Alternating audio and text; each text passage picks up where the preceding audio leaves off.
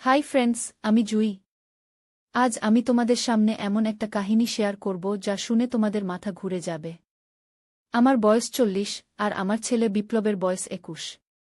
আমার স্বামী বিদেশে দীর্ঘদিন কাজ করেন। বছর দুয়েক আগে এক বর্ষার রাতে আমরা দুজন একা ছিলাম বাড়িতে। হঠাৎ বিদ্যুৎ গেল, আমি খুব ভয় পেয়ে গেলাম। বিপ্লব আমাকে জড়িয়ে ধরল, কিন্তু সেই জড়িয়ে ধরাটা ছিল অন্যরকম। ও আমার চুলে হাত বুলাতে লাগল এবং চুমু দিল, আর তারপর ও আমার সামনে হাঁটু গেড়ে বসে বলল, মা, আমি তোমাকে বিয়ে করতে চাই। আমরা অন্য শহরে চলে যাব যেখানে কেউ আমাদের চিনবে না গিয়ে। আমি অবাক হয়ে ওর দিকে তাকালাম। ওর চোখে তখন এক অদ্ভুত আলো যা আমি আগে কখনো দেখিনি। আমি সেই মুহূর্তে কিছু বলতে পারিনি, শুধু অবাক চোখে ওর দিকে তাকিয়ে রইলাম। বিপ্লব আমার দুহাত ধরে আছে আর আমার দিকে এমনভাবে তাকাচ্ছে যেন আমার উত্তরের জন্য অপেক্ষা করছে। মা, তুমি কি আমাকে ভালোবাসো না? আমি কি তোমার কাছে কিছুই না? বিপ্লব জিজ্ঞেস করল, তার কণ্ঠে একটা কাঁপুনি। আমি তখনও কিছু বলতে পারছিলাম না। আমার বুকের ভেতর ধুকপুক করছিল, এক অদ্ভুত অনুভূতি আমাকে গ্রাস করেছিল। আমার এক হাত দিয়ে বিপ্লবের চুলে বিলি কাটলাম। ও আমার ছেলে, আমার রক্ত, আমার প্রাণ। আমি ওকে ভালোবাসি, কিন্তু যেভাবে ও চাচ্ছে। বিপ্লব, তুমি কি বলছো? শেষে আমি বললাম, তুমি আমার ছেলে, আমি তোমার মা। আমরা কখনো আমার কথা শেষ হবার আগেই বিপ্লব ধীরে ধীরে হাসতে শুরু করল। আমি অবাক হয়ে ওর দিকে তাকালাম। ওর হাসি ক্রমশ জোরালো হতে থাকল, এক পর্যায়ে ও প্রায় গড়িয়ে পড়ছিল। মা, আমি শুধু তোমাকে টেস্ট করছিলাম, বিপ্লব হাসতে হাসতে বলল। আসলে আমার বন্ধু সৌরভের সাথে বাজি ধরেছিলাম। ও বলছিল তুমি এই সময়ে সব টিভি সিরিয়াল দেখো আর ওগুলার প্রভাবে ইমোশনাল হয়ে যাও। আমি বললাম, না, আমার মা ওরকম না। তাই আমরা বাজি ধরলাম। আমি বললাম, আমি তোমাকে একটা ড্রামাটিক প্রপোজ করব, আর তুমি ঠিক বুঝে যাবে এটা মজা। আমি এক পলক ওর দিকে তাকিয়ে থাকলাম, তারপর হঠাৎ হাত দিয়ে ওর মাথায় একটা চড় মারলাম। তুমি পাগল হয়ে গেছ? এসব কি বকছ? এত বড় হলে, 21 বছর বয়স, এখনো এইসব পাগলামি? আমি রাগ দেখিয়ে বললাম। বিপ্লব মাথা নিচু করে বলল, সরিমা, পাগলামি হয়ে গেছে। ক্ষমা করে দাও। আমি ওর পিঠে হাত রাখলাম। জানি তোমরা সবাই এখন প্র্যাঙ্ক করে মজা পাও, কিন্তু এমন প্র্যাঙ্ক করতে নেই বিপ্লব। এটা ঠিক না গি। বিপ্লব মাথা নাড়ল। হ্যাঁ মা, বুঝেছি গু। আমরা আসলে জানতাম না যে সেই বর্ষার রাতে আমাদের বাড়িতে আমরা যা কিছু বলছিলাম সবই রেকর্ড হচ্ছিল। আর সেই রেকর্ডিং আমাদের জীবন পাল্টে দেবে। সে রাতে বাড়িতে আমরা যখন একা ছিলাম, বিপ্লবের ফোন থেকে সৌরভকে কল করা হয়েছিল। আমরা জানতাম না যে সৌরভ সব শুনছে, কিন্তু আসলে তখন সে কল কানেক্টেড ছিল। সে সব শুনেছিল এবং সে ভুল বুঝেছিল। পরদিন সকালে আমাদের বাড়ির সামনে কিছু লোকজন জমা হয়েছিল। তারা আমাদের ঘরের দিকে আঙুল তুলে কিছু বলাবলি করছিল। বিপ্লব যখন স্কুলে যাচ্ছিল তখন কিছু ছেলে ওকে হাসিঠাট্টা করছিল। বিপ্লব বুঝতে পারছিল না কেন। বিপ্লব ফিরে এসে আমাকে বলল, মা, সবাই আমাকে অদ্ভুত চোখে দেখছে। কেউ কিছু বলছে না, কিন্তু সবাই হাসাহাসি করছে। কি হয়েছে? আমিও সেদিন মার্কেটে গিয়ে দেখেছিলাম মহিলারা আমাকে দেখে চুপি চুপি কথা বলছে। আমি ভেবেছিলাম হয়তো আমার কাপড়ে কিছু লেগেছে বা আমার চুল এলোমেলো আছে, কিন্তু সবকিছু ঠিকঠাক ছিল। দুপুরে আমার ফোনে এক অচেনা নম্বর থেকে কল এলো। আমি ধরতেই ওদিক থেকে ভয়ানক গলায় একজন বলল, আপনি আর আপনার ছেলে দুজনেই ঘৃণ্য। আপনারা এমন কাজ করেন? আপনারা লজ্জা পান না? আমরা আপনাদের এই এলাকায় থাকতে দেব না গিয়ে। আমি অবাক হয়ে ফোন ধরে রইলাম। আপনি কে? কি বলছেন আপনি? আমি জিজ্ঞেস করলাম। আপনি ভালো করেই জানেন, সে ব্যক্তি বলল, আপনার ছেলে আপনাকে বিয়ে করতে চায়, আর আপনি তাতে রাজি। আমরা সব শুনেছি। সৌরভ সবাইকে শুনিয়েছে গু। হঠাৎ আমার মাথায় বাজ পড়ল। বিপ্লবের প্র্যাঙ্ক, সৌরভের সাথে বাজি, ফোন কল, সব এক একটা পাজল মিলতে লাগল। সৌরভ ভুল বুঝেছে আর এখন সে ভুল বোঝাটা সবাইকে শুনিয়েছে। আমি ফোন রেখে সাথে সাথে বিপ্লবকে কল করলাম। ওর ফোন বন্ধ ছিল। আমি ভয়ে কাঁপতে লাগলাম। কোথায় গেল বিপ্লব? কি হতে পারে ওর? একটু পরে দরজায় নক হলো। আমি দরজা খুলে দেখি আমাদের পাড়ার কয়েকজন লোক দাঁড়িয়ে আছে, তাদের মধ্যে সৌরভের বাবা মাও আছে। আমরা আপনার সাথে কথা বলতে চাই, সৌরভের বাবা বলল। আমরা শুনেছি আপনি আর আপনার ছেলে গু। আমি হাত তুলে ওকে থামিয়ে দিলাম। ভুল বোঝাবুঝি হয়েছে। সেটা একটা জোক ছিল, একটা প্র্যাঙ্ক। বিপ্লব আমাকে উত্ত্যক্ত করছিল আর সৌরভকে ফোন করে তা শোনাচ্ছিল। এটা শুধু একটা পাগলামি। সৌরভের বাবা বললেন, কিন্তু সৌরভ বলছে সে সব কিছু শুনেছে। সে বলছে বিপ্লব আপনাকে বিয়ে করতে চায় আর আপনি কি। সে একটা ভুল বোঝাবুঝি। আমি আর্তনাদ করে উঠলাম। আপনারা সৌরভকে কল করুন, ওকে জিজ্ঞেস করুন ও পুরো কথাবার্তা শুনেছে কিনা। সে শুধু আংশিক শুনেছে, ভুল বুঝেছে কি। কিন্তু তখন সৌরভও পাড়ায় ছিল না। তার বাবা মা বললেন সে সকাল থেকে বাইরে গেছে, ফোন ধরছে না। সব মিলিয়ে আমরা একটা ভয়ানক পরিস্থিতিতে পড়ে গেলাম। আমাদের সম্পর্কে ভয়ানক গুজব ছড়িয়ে পড়ল। আমি বারবার সবাইকে বোঝাতে চেষ্টা করলাম যে এটা একটা ভুল বোঝাবুঝি, কিন্তু কেউ আমার কথা শুনছিল না। সেদিন সন্ধ্যায় বিপ্লব ফিরে এলো।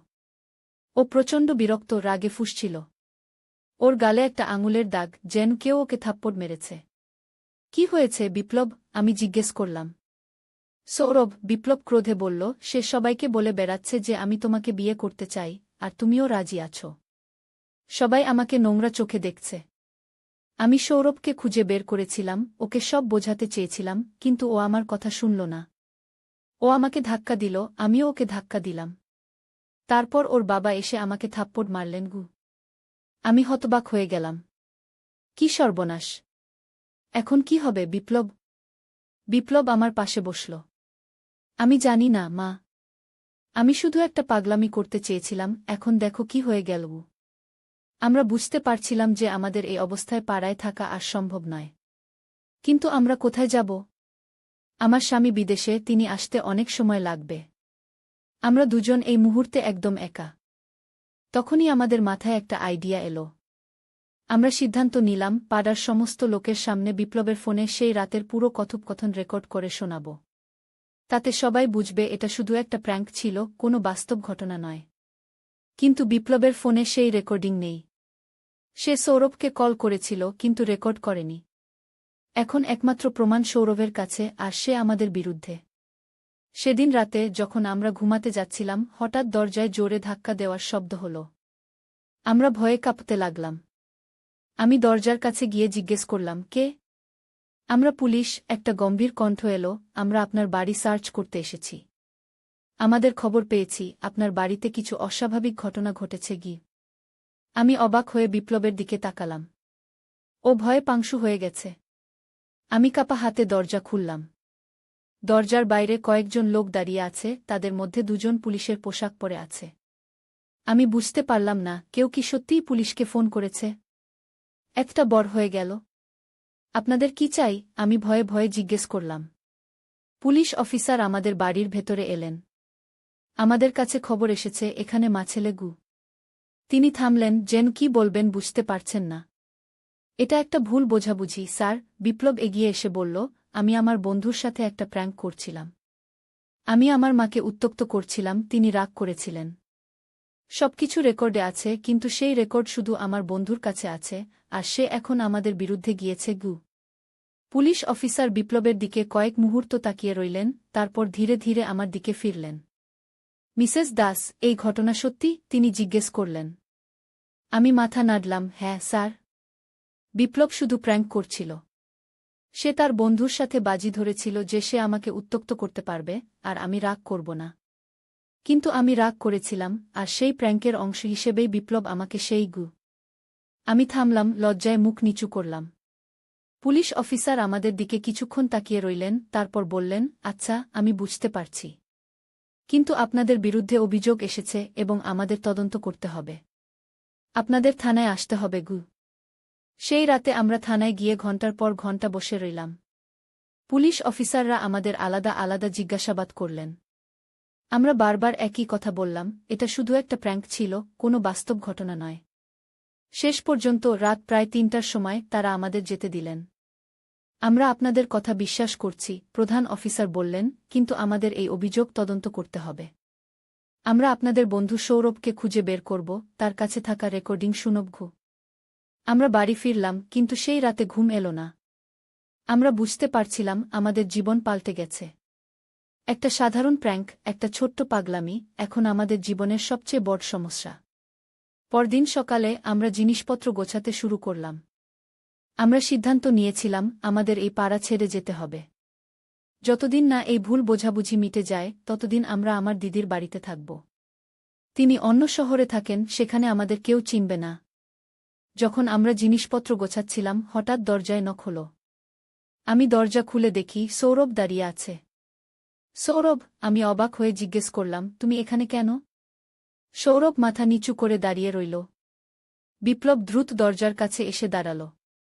কি চাস তুই? বিপ্লব ক্রোধে জিজ্ঞেস করল। সৌরভ ধীরে ধীরে মাথা তুলল। তার চোখে অশ্রু। আমি মাফ চাইতে এসেছি, সে বলল। আমি ভুল বুঝেছিলাম। গতকাল রাতে পুলিশ আমাকে ধরেছিল। আমি তাদের সব বলেছি, তারা আমার ফোনে থাকা রেকর্ডিং শুনেছে। তারা বুঝেছে এটা শুধু একটা প্র্যাঙ্ক ছিল। আমি ভুল বুঝেছিলাম, আর সেই ভুল বোঝাটা সবাইকে বলে বেরিয়েছিলাম। বিপ্লব কিছুক্ষণ সৌরভের দিকে তাকিয়ে রইল, তারপর হঠাৎ তাকে জড়িয়ে ধরল। তুই একটা বোকা, বিপ্লব বলল। এত বড় একটা ঝামেলা করে ফেলেছিস কি?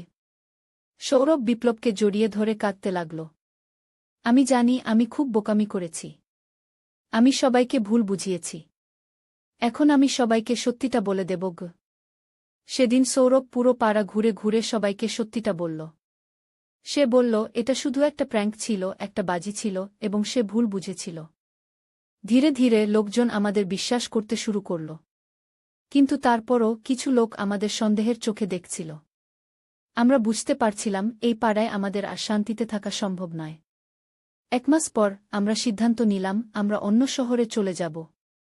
আমার স্বামী ফিরে আসার পর আমরা তাকে সব বললাম। তিনি প্রথমে প্রচণ্ড রেগে গেলেন, কিন্তু পরে বুঝলেন এটা একটা ভুল বোঝাবুঝি। তিনি আমাদের সাথে অন্য শহরে যাবার সিদ্ধান্ত নিলেন। আমরা শিলিগুড়ি শহরে চলে এলাম। এটা আমাদের আগের শহর থেকে অনেক দূরে, পাহাড়ের কাছে। এখানে আমরা নতুন করে জীবন শুরু করলাম। আমার স্বামী এখানে একটা নতুন ব্যবসা শুরু করলেন, আমি একটা স্কুলে শিক্ষিকার চাকরি নিলাম, আর বিপ্লব কলেজে ভর্তি হল। কিন্তু আমরা জানতাম না যে সেই ভুল বোঝাবুঝি শেষ হয়নি। আমরা শিলিগুড়িতে প্রায় 6 মাস ছিলাম। সবকিছু ভালো চলছিল। আমরা নতুন বন্ধু পেয়েছিলাম, নতুন জীবন শুরু করেছিলাম। কিন্তু একদিন যখন আমি স্কুল থেকে ফিরছিলাম, আমি দেখলাম আমাদের বাড়ির সামনে একটা অচেনা গাড়ি দাঁড়িয়ে আছে। আমি বাড়িতে ঢুকে দেখি আমার স্বামী অবিনাশ এবং বিপ্লব দুজনেই বসার ঘরে বসে আছে, আর তাদের সামনে দুজন অচেনা লোক বসে আছে। জুই, এসো, অবিনাশ বললেন। ইনি অমিত বোস, পশ্চিমবঙ্গ পুলিশের সিআইডি থেকে এসেছেন। আর ইনি সৌমেন মুখার্জি, একজন সাংবাদিক। আমি অবাক হয়ে তাদের দিকে তাকালাম। সিআইডি? সাংবাদিক? কি ব্যাপার? অমিত বোস, যিনি মাঝবয়সী শক্তপোক্ত চেহারার এক লোক, আমার দিকে তাকিয়ে বললেন, মিসেস দাস, আমরা আপনাদের সম্পর্কে একটা তদন্ত করছি। আমাদের কাছে খবর আছে যে আপনাদের পরিবারে কিছু অস্বাভাবিক ঘটনা ঘটেছে। আমি বুঝতে পারলাম আবার সেই পুরনো ঘটনা। সেটা একটা ভুল বোঝাবুঝি ছিল। আমি অধৈর্য হয়ে বললাম, আমরা এই বিষয়ে পুলিশকে সব বলেছি। সৌমেন মুখার্জি, যিনি একজন তরুণ চশমা পরা লোক, মুচকি হেসে বললেন, আমরা সেই বিষয়ে জানি মিসেস দাস। কিন্তু আমরা আরও কিছু জানতে চাই। আমি একটা বিশেষ রিপোর্ট করছি, যেটা পারিবারিক সম্পর্কের জটিলতা নিয়ে গিয়ে। আমি হতবাক হয়ে গেলাম। আপনি আমাদের পরিবারকে এই রিপোর্টে অন্তর্ভুক্ত করতে চান? কিন্তু আমাদের তো কোনো জটিলতা নেই। অমিত বোস গম্ভীর গলায় বললেন, আমাদের কাছে খবর আছে যে আপনাদের আগের শহরে একটা বড় ঘটনা ঘটেছিল। আপনার ছেলে বিপ্লব এবং আপনার মধ্যে কিছু অস্বাভাবিক সম্পর্ক ছিল বলে গুজব ছিল। ওটা একটা প্র্যাঙ্ক ছিল। বিপ্লব চেঁচিয়ে উঠল, আমি আমার বন্ধুর সাথে বাজি ধরেছিলাম, তাই আমি মাকে উত্ত্যক্ত করছিলাম। সেটা কোনো সত্যি ঘটনা ছিল না। সৌমেন মুখার্জি তার নোটবুকে কিছু লিখলেন, তারপর বললেন, কিন্তু সেই গুজব এত বড় হয়ে গেল কেন? আপনারা শহর ছেড়ে চলে এলেন কেন? অবিনাশ এগিয়ে এলেন, দেখুন, আমরা একটা নতুন শুরু চেয়েছিলাম। সেই ঘটনার পর আমাদের পাড়ার লোকজন আমাদের সন্দেহের চোখে দেখছিল। আমরা সিদ্ধান্ত নিলাম আমরা অন্য জায়গা চলে যাব। অমিত বোস ধীরে ধীরে মাথা নাড়লেন, আচ্ছা, আমি বুঝতে পারছি। কিন্তু এখানে আরেকটা প্রশ্ন আছে। আমরা শুনেছি যে আপনাদের আগের শহরে একটা হত্যাকাণ্ড ঘটেছে, আর সেই হত্যাকাণ্ডের পরেই আপনারা শহর ছেড়ে চলে এসেছিলেন। আমরা তিনজনই অবাক হয়ে তাদের দিকে তাকালাম। হত্যাকাণ্ড? আমি বিস্ময়ে জিজ্ঞেস করলাম, কোন হত্যাকাণ্ড? সৌমেন মুখার্জি আবার তার নোটবুকে কিছু লিখলেন। আপনাদের প্রতিবেশী সুরেশ সেন, তাকে তার বাড়িতে মৃত অবস্থায় পাওয়া গিয়েছিল, ঠিক আপনারা শহর ছাড়ার 1 সপ্তাহ আগে। আমি অবাক হয়ে অবিনাশের দিকে তাকালাম। তিনিও সমান বিস্মিত। সুরেশ সেন মারা গেছেন? আমরা তো কিছুই জানতাম না, অবিনাশ বললেন। অমিত বোস আমাদের প্রত্যেকের মুখের দিকে গভীরভাবে তাকিয়ে রইলেন, যেন আমাদের প্রতিক্রিয়া দেখে বুঝতে চাইছেন আমরা সত্যি বলছি কিনা। আপনাদের প্রতিবেশী ছিলেন, আপনারা জানেন না তিনি মারা গেছেন? আমরা জানতাম না। আমি সত্যিই অবাক হয়ে বললাম। আমরা শহর ছেড়ে চলে আসার আগে কয়েকদিন আমরা আমার দিদির বাড়িতে ছিলাম, যিনি সেই শহরের অন্য প্রান্তে থাকেন। হয়তো সেই সময়ে এই ঘটনা ঘটেছে। অবিনাশ জিজ্ঞেস করলেন, কিন্তু এই ঘটনার সাথে আমাদের কি সম্পর্ক? আপনারা কেন মনে করছেন আমরা এই বিষয়ে কিছু জানি? সৌমেন মুখার্জি এবার তার ব্যাগ থেকে একটা ফোল্ডার বের করলেন, তার ভেতর থেকে একটা ফটো বের করে আমাদের দেখালেন। এটা সুরেশ সেনের বাড়ির দেয়ালে পাওয়া গেছে। ফটোতে আমি দেখলাম সুরেশ সেনের বাড়ির দেয়ালে রক্ত দিয়ে লেখা আছে, মা ছেলে পাপের ফল। আমি ভয়ে শিউরে উঠলাম। এর অর্থ কি? কে এমন করল? অমিত বোস গম্ভীর গলায় বললেন, এটাই আমরা জানতে চাই। সেই গুজবের পর, যেটা আপনারা বলছেন একটা প্র্যাঙ্ক ছিল, এবং এই হত্যাকাণ্ডের মধ্যে কোনো সম্পর্ক আছে কিনা। অবিনাশ ক্রোধে উঠে দাঁড়ালেন। আপনি কি বলতে চাইছেন? আপনি কি ইঙ্গিত করছেন যে আমরা এই হত্যাকাণ্ডের সাথে জড়িত? সৌমেন মুখার্জি হাত তুলে অবিনাশকে শান্ত করার চেষ্টা করলেন। না না, আমরা সেটা বলছি না। আমরা শুধু তথ্য সংগ্রহ করছি। আমরা জানতে চাই সুরেশ সেন কে ছিলেন, আপনাদের সাথে তার কি সম্পর্ক ছিল। আমি ভেবে দেখলাম, সুরেশ সেন, তিনি আমাদের পাড়ার একজন বয়স্ক লোক ছিলেন। আমাদের সাথে তেমন কোনো সম্পর্ক ছিল না। তিনি একটু অদ্ভুত স্বভাবের ছিলেন, বেশিরভাগ সময় নিজের বাড়িতেই থাকতেন।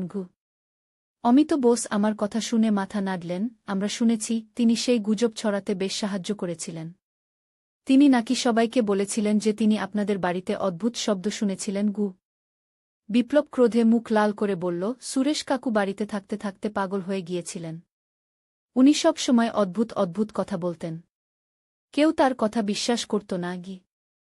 সৌমেন মুখার্জি আবার তার নোটবুকে কিছু লিখলেন, তারপর বললেন, কিন্তু তারপরও, তার মৃত্যুর পরেই আপনারা শহর ছেড়ে চলে এলেন। এটা একটা অদ্ভুত সাদৃশ্য, তাই না? অবিনাশ দৃঢ় গলায় বললেন, এটা একটা সাদৃশ্য মাত্র। আমরা সুরেশ সেনের মৃত্যুর বিষয়ে কিছুই জানতাম না। অমিত বোস এবার আমার দিকে তাকিয়ে জিজ্ঞেস করলেন, মিসেস দাস, আপনার স্বামী যখন বিদেশে ছিলেন, তখন আপনি সুরেশ সেনের সাথে কোনো সম্পর্ক রেখেছিলেন কি? তার সাথে আপনার কোনো বিরোধ ছিল কি? আমি অবাক হয়ে বললাম, না। আমি তার সাথে প্রায় কথাই বলতাম না। আমরা শুধু পাড়ার লোক হিসেবে একে অপরকে চিনতাম, এর বেশি কিছু না। সৌমেন মুখার্জি আবার তার ব্যাগ থেকে আরেকটা ফটো বের করলেন। এটা সুরেশ সেনের বাড়িতে পাওয়া গেছে। আপনি কি এটা চিনতে পারেন? আমি ফটোটা হাতে নিয়ে দেখলাম। এটা একটা পুরনো ফটো, যেখানে আমি, বিপ্লব এবং সুরেশ সেন একসাথে দাঁড়িয়ে আছি। আমি মনে করার চেষ্টা করলাম কবে এই ফটো তোলা হয়েছিল। এটা এটা হয়তো পাড়ার কোনো অনুষ্ঠানে তোলা হয়েছিল। আমি বললাম, আমার মনে পড়ছে না ঠিক কবে। অমিত বোস গম্ভীর গলায় বললেন, ফটোর পিছনে একটা তারিখ লেখা আছে। এটা তোলা হয়েছিল ঠিক সেই বর্ষার রাতে, যেদিন আপনার ছেলে বিপ্লব সেই তথাকথিত প্র্যাঙ্ক করেছিল। আমি অবাক হয়ে ফটোটা উল্টে দেখলাম। সেখানে সত্যিই সেই তারিখ লেখা আছে। কিন্তু এটা কিভাবে সম্ভব? সেদিন রাতে তো বৃষ্টি হচ্ছিল, আমরা বাড়ি থেকে বেরোইনি। সৌমেন মুখার্জি ধীরে ধীরে মাথা নাড়লেন। সেটাই প্রশ্ন। এই ফটো কিভাবে সেদিন তোলা হলো, যদি আপনারা বাড়ি থেকে না বেরিয়ে থাকেন? বিপ্লব এবার উঠে দাঁড়াল। আমি এই ফটো কখনো দেখিনি। এটা আসল নয়। অমিত বোস ফটোটা আবার নিজের হাতে নিলেন। এটা একটা আসল ফটো, ফরেনসিক বিশেষজ্ঞরা এটা যাচাই করেছেন। আমরা তিনজনই হতবাক হয়ে একে অপরের দিকে তাকালাম। এমন একটা ফটো যেটা কখনো তোলা হয়নি, কিভাবে আসল হতে পারে? অবিনাশ ধীরে ধীরে বললেন, এটা হয়তো ফটোশপ করা হয়েছে। সৌমেন মুখার্জি এবার একটা চ্যালেঞ্জিং স্মাইল দিলেন। ফটোশপ? সেই সময়ে? আর কে করবে এমন কাজ? অমিত বোস উঠে দাঁড়ালেন। আমরা এখন যাব। আমরা আবার আসব, আরও কিছু প্রশ্ন নিয়ে। আপনারা শহর ছেড়ে যাবেন না, এটা আমাদের অনুরোধ। তারা চলে যাবার পর, আমরা তিনজন ঘণ্টার পর ঘণ্টা বসে আলোচনা করলাম। আমরা বুঝতে পারছিলাম না কি ঘটছে। সুরেশ সেনকে হত্যা করল? সেই ফটো কিভাবে তোলা হলো? আর কেনই বা আমাদের পরিবারকে এর সাথে জড়ানো হচ্ছে? সেদিন রাতে যখন আমরা ঘুমাবার জন্য প্রস্তুত হচ্ছিলাম, আমি হঠাৎ একটা বিষয় মনে করলাম। অবিনাশ, আমি বললাম, তুমি কি মনে করতে পারো সুরেশ সেন কখনো আমাদের বাড়িতে এসেছিলেন সেদিন? অবিনাশ চিন্তিত মুখে বললেন, আমি তো তখন বিদেশে ছিলাম, আমি কিভাবে জানব? আমি বিপ্লবের দিকে তাকালাম। বিপ্লব, সেদিন রাতে সুরেশ কাকু কি আমাদের বাড়িতে এসেছিলেন? বিপ্লব মাথা নাড়ল, না মা। সেদিন আমরা দুজন ছাড়া আর কেউ বাড়িতে ছিল না গি। আমি চিন্তিত হয়ে বললাম, কিন্তু সেই ফটো, এটা কিভাবে সম্ভব? অবিনাশ আমার হাত ধরলেন, এটা নিয়ে ভেবো না। এটা নিশ্চয়ই কোনো ভুল। আমরা কাল সকালে আইনজীবীর সাথে কথা বলব। পরদিন সকালে যখন আমরা আইনজীবীর অফিসে যাওয়ার জন্য প্রস্তুত হচ্ছিলাম, আমাদের ফোন বেজে উঠল। অবিনাশ ফোন ধরলেন। হ্যালো। তিনি কিছুক্ষণ শুনলেন, তারপর তার মুখ পাংশু হয়ে গেল। তিনি ফোনটা আমার দিকে বাড়িয়ে দিলেন, তোমার জন্য গু। আমি ফোন নিলাম। হ্যালো মিসেস দাস, একটা ভারী গলা ফোনে ভেসে এলো। আমি অমিত বোস বলছি। আমাদের আরেকটা সাক্ষ্য পাওয়া গেছে। সুরেশ সেনের হত্যার রাতে তার বাড়ির পাশে একটা গাড়ি দেখা গিয়েছিল, যেটার নম্বর প্লেট আপনার স্বামীর গাড়ির মতো গু। আমি অবাক হয়ে বললাম, কিন্তু সেটা কিভাবে সম্ভব? অবিনাশ তো তখন বিদেশে ছিলেন গু।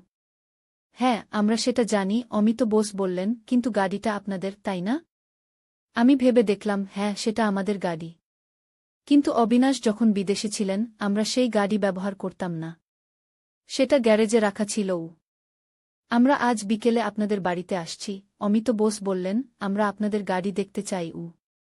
সেদিন বিকেলে অমিত বোস এবং সৌমেন মুখার্জি আবার আমাদের বাড়িতে এলেন।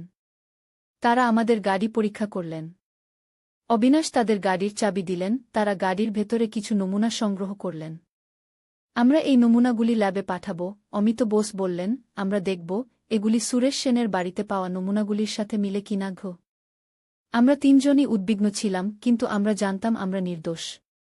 আমরা সুরেশ সেনের হত্যার সাথে জড়িত ছিলাম না। দুদিন পর অমিত বোস আবার ফোন করলেন। মিসেস দাস, তিনি বললেন, আমরা আপনাদের গাড়ি থেকে সংগ্রহ করা নমুনা পরীক্ষা করেছি। সেগুলি সুরেশ সেনের বাড়িতে পাওয়া নমুনার সাথে মেলেনি। কিন্তু আমরা এখনও এই কেসে তদন্ত চালিয়ে যাচ্ছি গু। আমি স্বস্তির নিঃশ্বাস ফেললাম। ধন্যবাদ অমিতবাবু। আমি আপনাকে আবার বলছি, আমরা সুরেশ সেনের হত্যার সাথে জড়িত নই। দেখা যাক, অমিত বোস বললেন, আমাদের তদন্ত চলছে গি। সেদিন সন্ধ্যায় আমরা আবার বসার ঘরে বসে আলোচনা করছিলাম, হঠাৎ দরজায় নক হল। অবিনাশ দরজা খুলে দেখলেন সৌমেন মুখার্জি দাঁড়িয়ে আছেন। মিস্টার মুখার্জি, অবিনাশ অবাক হয়ে জিজ্ঞেস করলেন, আপনি এখানে এত রাতে? সৌমেন মুখার্জি বললেন, আমাকে ভিতরে আসতে দেবেন? আমার আপনাদের সাথে একা কথা বলা দরকার। অবিনাশ তাকে ভিতরে আসতে দিলেন।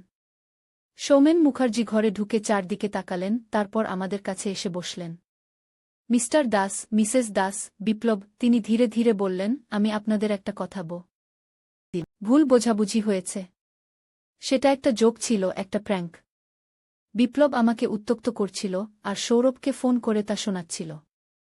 এটা শুধু একটা পাগলামি। সৌরভের বাবা বললেন, কিন্তু সৌরভ বলছে সে সব কিছু শুনেছে। সে বলছে বিপ্লব আপনাকে বিয়ে করতে চায়, আর আপনি গি। সে একটা ভুল বোঝাবুঝি। আমি আর্তনাদ করে উঠলাম। আপনারা সৌরভকে কল করুন, ওকে জিজ্ঞেস করুন ও পুরো কথাবার্তা শুনেছে কিনা। সে শুধু আংশিক শুনেছে, ভুল বুঝেছে গি। কিন্তু তখন সৌরভও পাড়ায় ছিল না। তার বাবা মা বললেন, সে সকাল থেকে বাইরে গেছে, ফোন ধরছে না। সব মিলিয়ে আমরা একটা ভয়ানক পরিস্থিতিতে পড়ে গেলাম। আমাদের সম্পর্কে ভয়ানক গুজব ছড়িয়ে পড়ল। আমি বারবার সবাইকে বোঝাতে চেষ্টা করলাম যে এটা একটা ভুল বোঝাবুঝি, কিন্তু কেউ আমার কথা শুনছিল না। সেদিন সন্ধ্যায় বিপ্লব ফিরে এলো। ও প্রচণ্ড বিরক্ত, রাগে ফুঁসছিল। ওর গালে একটা আঙুলের দাগ, যেন কেউ ওকে থাপ্পড় মেরেছে। কি হয়েছে বিপ্লব? আমি জিজ্ঞেস করলাম। সৌরভ, বিপ্লব ক্রোধে বলল, সে সবাইকে বলে বেড়াচ্ছে যে আমি তোমাকে বিয়ে করতে চাই, আর তুমিও রাজি আছো। সবাই আমাকে নোংরা চোখে দেখছে। আমি সৌরভকে খুঁজে বের করেছিলাম, ওকে সব বোঝাতে চেয়েছিলাম, কিন্তু ও আমার কথা শুনল না। ও আমাকে ধাক্কা দিল, আমিও ওকে ধাক্কা দিলাম। তারপর ওর বাবা এসে আমাকে থাপ্পড় মারলেন গু। আমি হতবাক হয়ে গেলাম। কি সর্বনাশ! এখন কি হবে বিপ্লব? বিপ্লব আমার পাশে বসল। আমি জানি না, মা। আমি শুধু একটা পাগলামি করতে চেয়েছিলাম, এখন দেখো কি হয়ে গেল। আমরা বুঝতে পারছিলাম যে আমাদের এই অবস্থায় পাড়ায় থাকা আর সম্ভব নয়। কিন্তু আমরা কোথায় যাব? আমার স্বামী বিদেশে, তিনি আসতে অনেক সময় লাগবে। আমরা দুজন এই মুহূর্তে একদম একা। তখনই আমাদের মাথায় একটা আইডিয়া এলো। আমরা সিদ্ধান্ত নিলাম পাড়ার সমস্ত লোকের সামনে বিপ্লবের ফোনে সেই রাতের পুরো কথোপকথন রেকর্ড করে শোনাব। তাতে সবাই বুঝবে এটা শুধু একটা প্র্যাঙ্ক ছিল, কোনো বাস্তব ঘটনা নয়। কিন্তু বিপ্লবের ফোনে সেই রেকর্ডিং নেই। সে সৌরভকে কল করেছিল কিন্তু রেকর্ড করেনি। এখন একমাত্র প্রমাণ সৌরভের কাছে, আর সে আমাদের বিরুদ্ধে। সেদিন রাতে যখন আমরা ঘুমাতে যাচ্ছিলাম, হঠাৎ দরজায় জোরে ধাক্কা দেওয়ার শব্দ হল। আমরা ভয়ে কাঁপতে লাগলাম। আমি দরজার কাছে গিয়ে জিজ্ঞেস করলাম, কে? আমরা পুলিশ, একটা গম্ভীর কণ্ঠ এলো। আমরা আপনার বাড়ি সার্চ করতে এসেছি। আমাদের খবর পেয়েছি আপনার বাড়িতে কিছু অস্বাভাবিক ঘটনা ঘটেছে। আমি অবাক হয়ে বিপ্লবের দিকে তাকালাম। ও ভয়ে পাংশু হয়ে গেছে। আমি কাঁপা হাতে দরজা খুললাম। দরজার বাইরে কয়েকজন লোক দাঁড়িয়ে আছে, তাদের মধ্যে দুজন পুলিশের পোশাক পরে আছে। আমি বুঝতে পারলাম না, কেউ কি সত্যিই পুলিশকে ফোন করেছে? একটা বড় হয়ে গেল। আপনাদের কি চাই? আমি ভয়ে ভয়ে জিজ্ঞেস করলাম। পুলিশ অফিসার আমাদের বাড়ির ভেতরে এলেন। আমাদের কাছে খবর এসেছে এখানে মাছেলে গু। তিনি থামলেন, যেন কি বলবেন বুঝতে পারছেন না। এটা একটা ভুল বোঝাবুঝি, স্যার। বিপ্লব এগিয়ে এসে বলল, আমি আমার বন্ধুর সাথে একটা প্র্যাঙ্ক করছিলাম। আমি আমার মাকে উত্ত্যক্ত করছিলাম, তিনি রাগ করেছিলেন। সবকিছু রেকর্ডে আছে, কিন্তু সেই রেকর্ড শুধু আমার বন্ধুর কাছে আছে, আর সে এখন আমাদের বিরুদ্ধে গিয়েছে। পুলিশ অফিসার বিপ্লবের দিকে কয়েক মুহূর্ত তাকিয়ে রইলেন, তারপর ধীরে ধীরে আমার দিকে ফিরলেন। মিসেস দাস, এই ঘটনা সত্যি? তিনি জিজ্ঞেস করলেন। আমি মাথা নাড়লাম, হ্যাঁ স্যার। বিপ্লব শুধু প্র্যাঙ্ক করছিল। সে তার বন্ধুর সাথে বাজি ধরেছিল যে সে আমাকে উত্ত্যক্ত করতে পারবে, আর আমি রাগ করব না। কিন্তু আমি রাগ করেছিলাম, আর সেই প্র্যাঙ্কের অংশ হিসেবেই বিপ্লব আমাকে সেই আমি থামলাম, লজ্জায় মুখ নিচু করলাম। পুলিশ অফিসার আমাদের দিকে কিছুক্ষণ তাকিয়ে রইলেন, তারপর বললেন, আচ্ছা, আমি বুঝতে পারছি। কিন্তু আপনাদের বিরুদ্ধে অভিযোগ এসেছে এবং আমাদের তদন্ত করতে হবে। আপনাদের থানায় আসতে হবে। সেই রাতে আমরা থানায় গিয়ে ঘণ্টার পর ঘণ্টা বসে রইলাম। পুলিশ অফিসাররা আমাদের আলাদা আলাদা জিজ্ঞাসাবাদ করলেন। আমরা বারবার একই কথা বললাম, এটা শুধু একটা প্র্যাঙ্ক ছিল, কোনো বাস্তব ঘটনা নয়। শেষ পর্যন্ত রাত প্রায় ৩টার সময় তারা আমাদের যেতে দিলেন। আমরা আপনাদের কথা বিশ্বাস করছি, প্রধান অফিসার বললেন, কিন্তু আমাদের এই অভিযোগ তদন্ত করতে হবে। আমরা আপনাদের বন্ধু সৌরভকে খুঁজে বের করব, তার কাছে থাকা রেকর্ডিং শুনব। আমরা বাড়ি ফিরলাম, কিন্তু সেই রাতে ঘুম এলো না। আমরা বুঝতে পারছিলাম আমাদের জীবন পাল্টে গেছে। একটা সাধারণ প্র্যাঙ্ক, একটা ছোট্ট পাগলামি, এখন আমাদের জীবনের সবচেয়ে বড় সমস্যা। পরদিন সকালে আমরা জিনিসপত্র গোছাতে শুরু করলাম। আমরা সিদ্ধান্ত নিয়েছিলাম আমাদের এই পাড়া ছেড়ে যেতে হবে। যতদিন না এই ভুল বোঝাবুঝি মিটে যায়, ততদিন আমরা আমার দিদির বাড়িতে থাকব। তিনি অন্য শহরে থাকেন, সেখানে আমাদের কেউ চিনবে না। যখন আমরা জিনিসপত্র গোছাচ্ছিলাম, হঠাৎ দরজায় নক হল।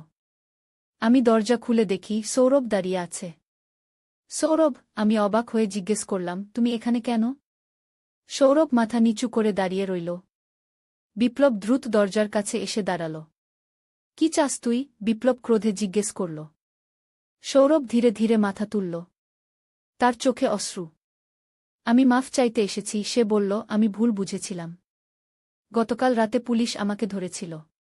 আমি তাদের সব বলেছি, তারা আমার ফোনে থাকা রেকর্ডিং শুনেছে। তারা বুঝেছে এটা শুধু একটা প্র্যাঙ্ক ছিল। আমি ভুল বুঝেছিলাম, আর সেই ভুল বোঝাটা সবাইকে বলে বেরিয়েছিলাম। বিপ্লব কিছুক্ষণ সৌরভের দিকে তাকিয়ে রইল, তারপর হঠাৎ তাকে জড়িয়ে ধরল। তুই একটা বোকা, বিপ্লব বলল, এত বড় একটা ঝামেলা করে ফেলেছিস। সৌরভ বিপ্লবকে জড়িয়ে ধরে কাঁদতে লাগল। আমি জানি আমি খুব বোকামি করেছি। আমি সবাইকে ভুল বুঝিয়েছি। এখন আমি সবাইকে সত্যিটা বলে দেব। সেদিন সৌরভ পুরো পাড়া ঘুরে ঘুরে সবাইকে সত্যিটা বলল। সে বলল, এটা শুধু একটা প্র্যাঙ্ক ছিল, একটা বাজি ছিল, এবং সে ভুল বুঝেছিল। ধীরে ধীরে লোকজন আমাদের বিশ্বাস করতে শুরু করল। কিন্তু তারপরও কিছু লোক আমাদের সন্দেহের চোখে দেখছিল। আমরা বুঝতে পারছিলাম এই পাড়ায় আমাদের আর শান্তিতে থাকা সম্ভব নয়। 1 মাস পর আমরা সিদ্ধান্ত নিলাম আমরা অন্য শহরে চলে যাব। আমার স্বামী ফিরে আসার পর আমরা তাকে সব বললাম। তিনি প্রথমে প্রচণ্ড রেগে গেলেন, কিন্তু পরে বুঝলেন এটা একটা ভুল বোঝাবুঝি। তিনি আমাদের সাথে অন্য শহরে যাবার সিদ্ধান্ত নিলেন। আমরা শিলিগুড়ি শহরে চলে এলাম। এটা আমাদের আগের শহর থেকে অনেক দূরে, পাহাড়ের কাছে। এখানে আমরা নতুন করে জীবন শুরু করলাম। আমার স্বামী এখানে একটা নতুন ব্যবসা শুরু করলেন, আমি একটা স্কুলে শিক্ষিকার চাকরি নিলাম, আর বিপ্লব কলেজে ভর্তি হল। কিন্তু আমরা জানতাম না যে সেই ভুল বোঝাবুঝি শেষ হয়নি। আমরা শিলিগুড়িতে প্রায় 6 মাস ছিলাম। সবকিছু ভালো চলছিল।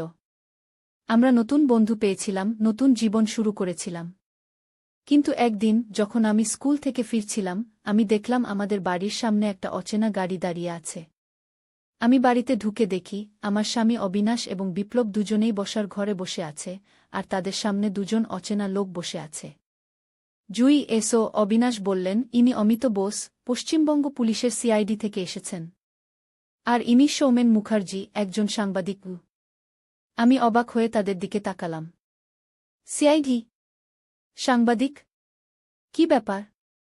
অমিত বোস, যিনি মাঝবয়সী শক্তপোক্ত চেহারার এক লোক, আমার দিকে তাকিয়ে বললেন, মিসেস দাস, আমরা আপনাদের সম্পর্কে একটা তদন্ত করছি। আমাদের কাছে খবর আছে যে আপনাদের পরিবারে কিছু অস্বাভাবিক ঘটনা ঘটেছে। আমি বুঝতে পারলাম আবার সেই পুরনো ঘটনা। সেটা একটা ভুল বোঝাবুঝি ছিল। আমি অধৈর্য হয়ে বললাম, আমরা এই বিষয়ে পুলিশকে সব বলেছি। সৌমেন মুখার্জি, যিনি একজন তরুণ চশমা পরা লোক, মুচকি হেসে বললেন, আমরা সেই বিষয়ে জানি মিসেস দাস। কিন্তু আমরা আরও কিছু জানতে চাই। আমি একটা বিশেষ রিপোর্ট করছি, যেটা পারিবারিক সম্পর্কের জটিলতা নিয়ে গিয়ে। আমি হতবাক হয়ে গেলাম। আপনি আমাদের পরিবারকে এই রিপোর্টে অন্তর্ভুক্ত করতে চান? কিন্তু আমাদের তো কোনো জটিলতা নেই। অমিত বোস গম্ভীর গলায় বললেন, আমাদের কাছে খবর আছে যে আপনাদের আগের শহরে একটা বড় ঘটনা ঘটেছিল। আপনার ছেলে বিপ্লব এবং আপনার মধ্যে কিছু অস্বাভাবিক সম্পর্ক ছিল বলে গুজব ছিল। ওটা একটা প্র্যাঙ্ক ছিল। বিপ্লব চেঁচিয়ে উঠল, আমি আমার বন্ধুর সাথে বাজি ধরেছিলাম, তাই আমি মাকে উত্ত্যক্ত করছিলাম। সেটা কোনো সত্যি ঘটনা ছিল না। সৌমেন মুখার্জি তার নোটবুকে কিছু লিখলেন, তারপর বললেন, কিন্তু সেই গুজব এত বড় হয়ে গেল কেন? আপনারা শহর ছেড়ে চলে এলেন কেন? অবিনাশ এগিয়ে এলেন, দেখুন, আমরা একটা নতুন শুরু চেয়েছিলাম। সেই ঘটনার পর আমাদের পাড়ার লোকজন আমাদের সন্দেহের চোখে দেখছিল। আমরা সিদ্ধান্ত নিলাম আমরা অন্য জায়গা চলে যাব। অমিত বোস ধীরে ধীরে মাথা নাড়লেন, আচ্ছা, আমি বুঝতে পারছি। কিন্তু এখানে আরেকটা প্রশ্ন আছে। আমরা শুনেছি যে আপনাদের আগের শহরে একটা হত্যাকাণ্ড ঘটেছে, আর সেই হত্যাকাণ্ডের পরেই আপনারা শহর ছেড়ে চলে এসেছিলেন। আমরা তিনজনই অবাক হয়ে তাদের দিকে তাকালাম। হত্যাকাণ্ড? আমি বিস্ময়ে জিজ্ঞেস করলাম, কোন হত্যাকাণ্ড? সৌমেন মুখার্জি আবার তার নোটবুকে কিছু লিখলেন, আপনাদের প্রতিবেশী সুরেশ সেন। তাকে তার বাড়িতে মৃত অবস্থায় পাওয়া গিয়েছিল, ঠিক আপনারা শহর ছাড়ার 1 সপ্তাহ আগে। আমি অবাক হয়ে অবিনাশের দিকে তাকালাম। তিনিও সমান বিস্মিত। সুরেশ সেন মারা গেছেন? আমরা তো কিছুই জানতাম না, অবিনাশ বললেন। অমিত বোস আমাদের প্রত্যেকের মুখের দিকে গভীরভাবে তাকিয়ে রইলেন, যেন আমাদের প্রতিক্রিয়া দেখে বুঝতে চাইছেন আমরা সত্যি বলছি কিনা। আপনাদের প্রতিবেশী ছিলেন, আপনারা জানেন না তিনি মারা গেছেন? আমরা জানতাম না। আমি সত্যিই অবাক হয়ে বললাম, আমরা শহর ছেড়ে চলে আসার আগে কয়েকদিন আমরা আমার দিদির বাড়িতে ছিলাম, যিনি সেই শহরের অন্য প্রান্তে থাকেন। হয়তো সেই সময়ে এই ঘটনা ঘটেছে। অবিনাশ জিজ্ঞেস করলেন, কিন্তু এই ঘটনার সাথে আমাদের কি সম্পর্ক? আপনারা কেন মনে করছেন আমরা এই বিষয়ে কিছু জানি? সৌমেন মুখার্জি এবার তার ব্যাগ থেকে একটা ফোল্ডার বের করলেন, তার ভেতর থেকে একটা ফটো বের করে আমাদের দেখালেন। এটা সুরেশ সেনের বাড়ির দেয়ালে পাওয়া গেছে। ফটোতে আমি দেখলাম সুরেশ সেনের বাড়ির দেয়ালে রক্ত দিয়ে লেখা আছে, মা ছেলে পাপের ফল। আমি ভয়ে শিউরে উঠলাম। এর অর্থ কি? কে এমন করল? অমিত বোস গম্ভীর গলায় বললেন, এটাই আমরা জানতে চাই। সেই গুজবের পর, যেটা আপনারা বলছেন একটা প্র্যাঙ্ক ছিল, এবং এই হত্যাকাণ্ডের মধ্যে কোনো সম্পর্ক আছে কিনা। অবিনাশ ক্রোধে উঠে দাঁড়ালেন, আপনি কি বলতে চাইছেন? আপনি কি ইঙ্গিত করছেন যে আমরা এই হত্যাকাণ্ডের সাথে জড়িত? সৌমেন মুখার্জি হাত তুলে অবিনাশকে শান্ত করার চেষ্টা করলেন, না না, আমরা সেটা বলছি না। আমরা শুধু তথ্য সংগ্রহ করছি। আমরা জানতে চাই সুরেশ সেন কে ছিলেন, আপনাদের সাথে তার কি সম্পর্ক ছিল। আমি ভেবে দেখলাম, সুরেশ সেন, তিনি আমাদের পাড়ার একজন বয়স্ক লোক ছিলেন। আমাদের সাথে তেমন কোনো সম্পর্ক ছিল না। তিনি একটু অদ্ভুত স্বভাবের ছিলেন, বেশিরভাগ সময় নিজের বাড়িতেই থাকতেন।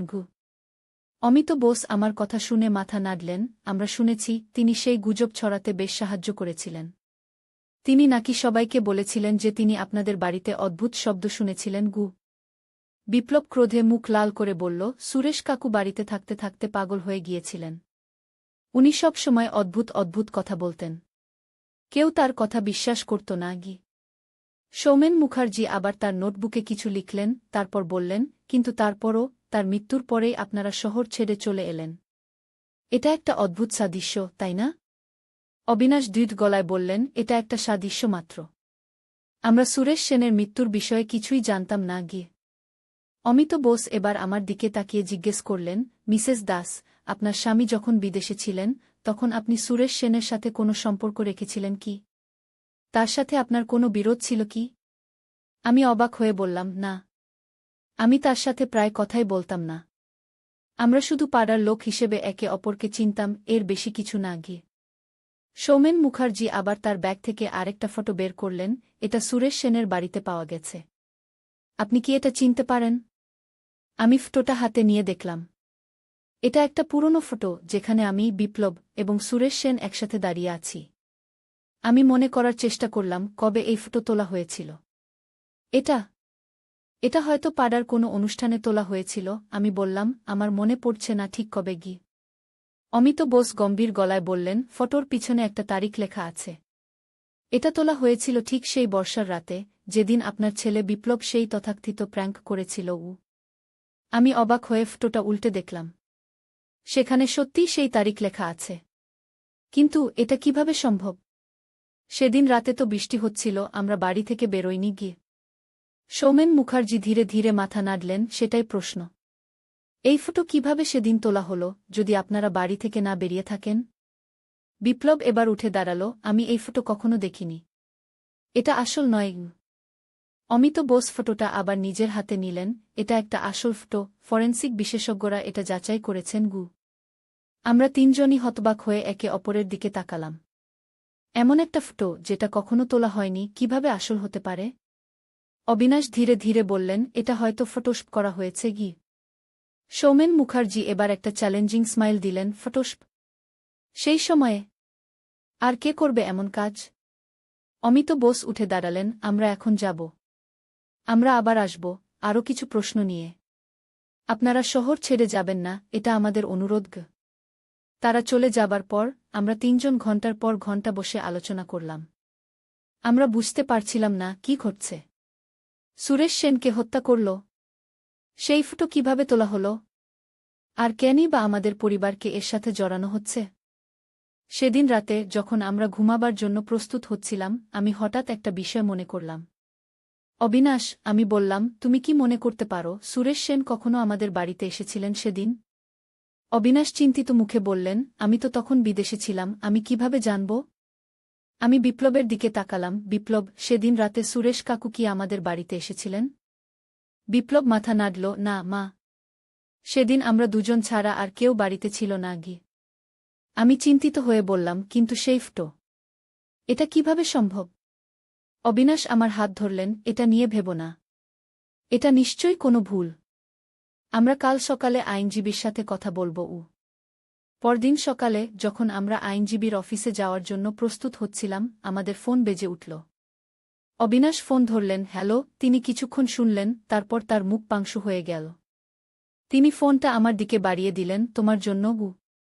আমি ফোন নিলাম, হ্যালো মিসেস দাস। একটা ভারী গলা ফোনে ভেসে এলো, আমি অমিত বোস বলছি।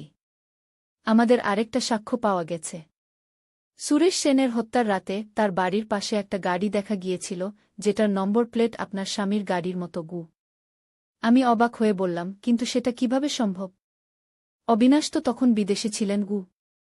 হ্যাঁ, আমরা সেটা জানি, অমিত বোস বললেন, কিন্তু গাড়িটা আপনাদের, তাই না? আমি ভেবে দেখলাম, হ্যাঁ, সেটা আমাদের গাড়ি।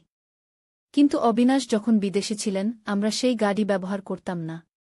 সেটা গ্যারেজে রাখা ছিল। আমরা আজ বিকেলে আপনাদের বাড়িতে আসছি। অমিত বোস বললেন, আমরা আপনাদের গাড়ি দেখতে চাই।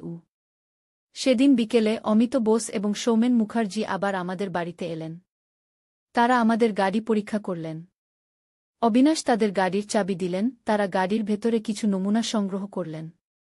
আমরা এই নমুনাগুলি ল্যাবে পাঠাব। অমিত বোস বললেন, আমরা দেখব এগুলি সুরেশ সেনের বাড়িতে পাওয়া নমুনাগুলির সাথে মিলে কিনা। আমরা তিনজনই উদ্বিগ্ন ছিলাম, কিন্তু আমরা জানতাম আমরা নির্দোষ। আমরা সুরেশ সেনের হত্যার সাথে জড়িত ছিলাম না। দুদিন পর অমিত বোস আবার ফোন করলেন। মিসেস দাস, তিনি বললেন, আমরা আপনাদের গাড়ি থেকে সংগ্রহ করা নমুনা পরীক্ষা করেছি।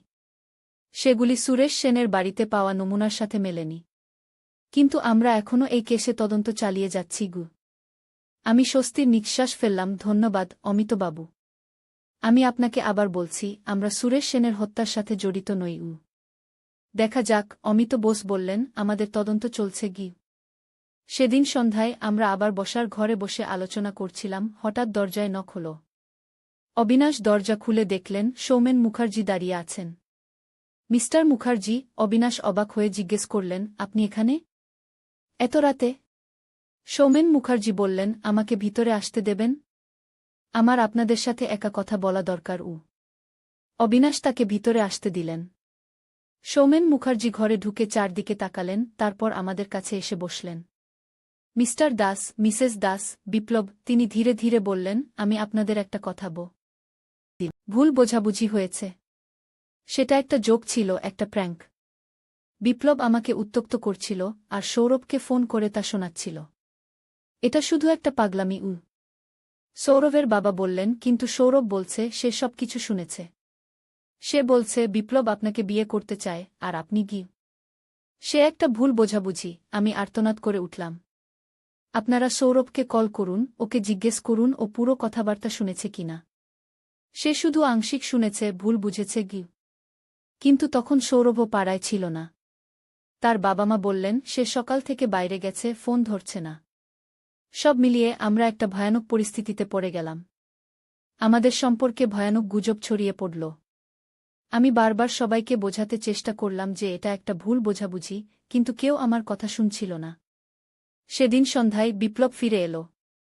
ও প্রচণ্ড বিরক্ত, রাগে ফুঁসছিল। ওর গালে একটা আঙুলের দাগ, যেন কেউ ওকে থাপ্পড় মেরেছে। কি হয়েছে বিপ্লব? আমি জিজ্ঞেস করলাম। সৌরভ, বিপ্লব ক্রোধে বলল, সে সবাইকে বলে বেড়াচ্ছে যে আমি তোমাকে বিয়ে করতে চাই, আর তুমিও রাজি আছো। সবাই আমাকে নোংরা চোখে দেখছে। আমি সৌরভকে খুঁজে বের করেছিলাম, ওকে সব বোঝাতে চেয়েছিলাম, কিন্তু ও আমার কথা শুনল না। ও আমাকে ধাক্কা দিল, আমিও ওকে ধাক্কা দিলাম। তারপর ওর বাবা এসে আমাকে থাপ্পড় মারলেন। আমি হতবাক হয়ে গেলাম। কি সর্বনাশ! এখন কি হবে বিপ্লব? বিপ্লব আমার পাশে বসল। আমি জানি না মা। আমি শুধু একটা পাগলামি করতে চেয়েছিলাম, এখন দেখো কি হয়ে গেল। আমরা বুঝতে পারছিলাম যে আমাদের এই অবস্থায় পাড়ায় থাকা আর সম্ভব নয়। কিন্তু আমরা কোথায় যাব? আমার স্বামী বিদেশে, তিনি আসতে অনেক সময় লাগবে। আমরা দুজন এই মুহূর্তে একদম একা। তখনই আমাদের মাথায় একটা আইডিয়া এলো। আমরা সিদ্ধান্ত নিলাম, পাড়ার সমস্ত লোকের সামনে বিপ্লবের ফোনে সেই রাতের পুরো কথোপকথন রেকর্ড করে শোনাব। তাতে সবাই বুঝবে এটা শুধু একটা প্র্যাঙ্ক ছিল, কোনো বাস্তব ঘটনা নয়। কিন্তু বিপ্লবের ফোনে সেই রেকর্ডিং নেই। সে সৌরভকে কল করেছিল, কিন্তু রেকর্ড করেনি। এখন একমাত্র প্রমাণ সৌরভের কাছে, আর সে আমাদের বিরুদ্ধে। সেদিন রাতে যখন আমরা ঘুমাতে যাচ্ছিলাম, হঠাৎ দরজায় জোরে ধাক্কা দেওয়ার শব্দ হল। আমরা ভয়ে কাঁপতে লাগলাম। আমি দরজার কাছে গিয়ে জিজ্ঞেস করলাম, কে? আমরা পুলিশ, একটা গম্ভীর কণ্ঠ এলো, আমরা আপনার বাড়ি সার্চ করতে এসেছি। আমাদের খবর পেয়েছি আপনার বাড়িতে কিছু অস্বাভাবিক ঘটনা ঘটেছে। আমি অবাক হয়ে বিপ্লবের দিকে তাকালাম। ও ভয়ে পাংশু হয়ে গেছে। আমি কাঁপা হাতে দরজা খুললাম। দরজার বাইরে কয়েকজন লোক দাঁড়িয়ে আছে, তাদের মধ্যে দুজন পুলিশের পোশাক পরে আছে। আমি বুঝতে পারলাম না, কেউ কি সত্যিই পুলিশকে ফোন করেছে? একটা বড় হয়ে গেল। আপনাদের কি চাই? আমি ভয়ে ভয়ে জিজ্ঞেস করলাম। পুলিশ অফিসার আমাদের বাড়ির ভেতরে এলেন। আমাদের কাছে খবর এসেছে এখানে মাছেলে গু। তিনি থামলেন, যেন কি বলবেন বুঝতে পারছেন না।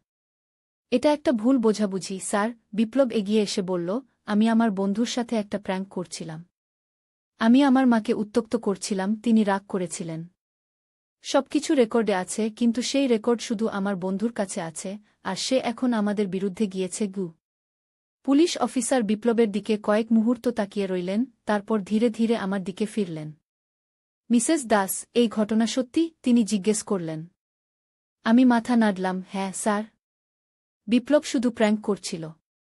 সে তার বন্ধুর সাথে বাজি ধরেছিল যে সে আমাকে উত্ত্যক্ত করতে পারবে, আর আমি রাগ করব না। কিন্তু আমি রাগ করেছিলাম, আর সেই প্র্যাঙ্কের অংশ হিসেবেই বিপ্লব আমাকে সেই গু। আমি থামলাম, লজ্জায় মুখ নিচু করলাম। পুলিশ অফিসার আমাদের দিকে কিছুক্ষণ তাকিয়ে রইলেন, তারপর বললেন, আচ্ছা, আমি বুঝতে পারছি। কিন্তু আপনাদের বিরুদ্ধে অভিযোগ এসেছে এবং আমাদের তদন্ত করতে হবে।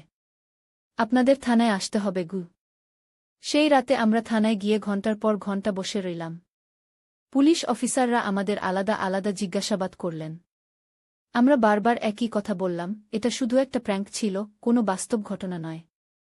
শেষ পর্যন্ত রাত প্রায় ৩টার সময় তারা আমাদের যেতে দিলেন।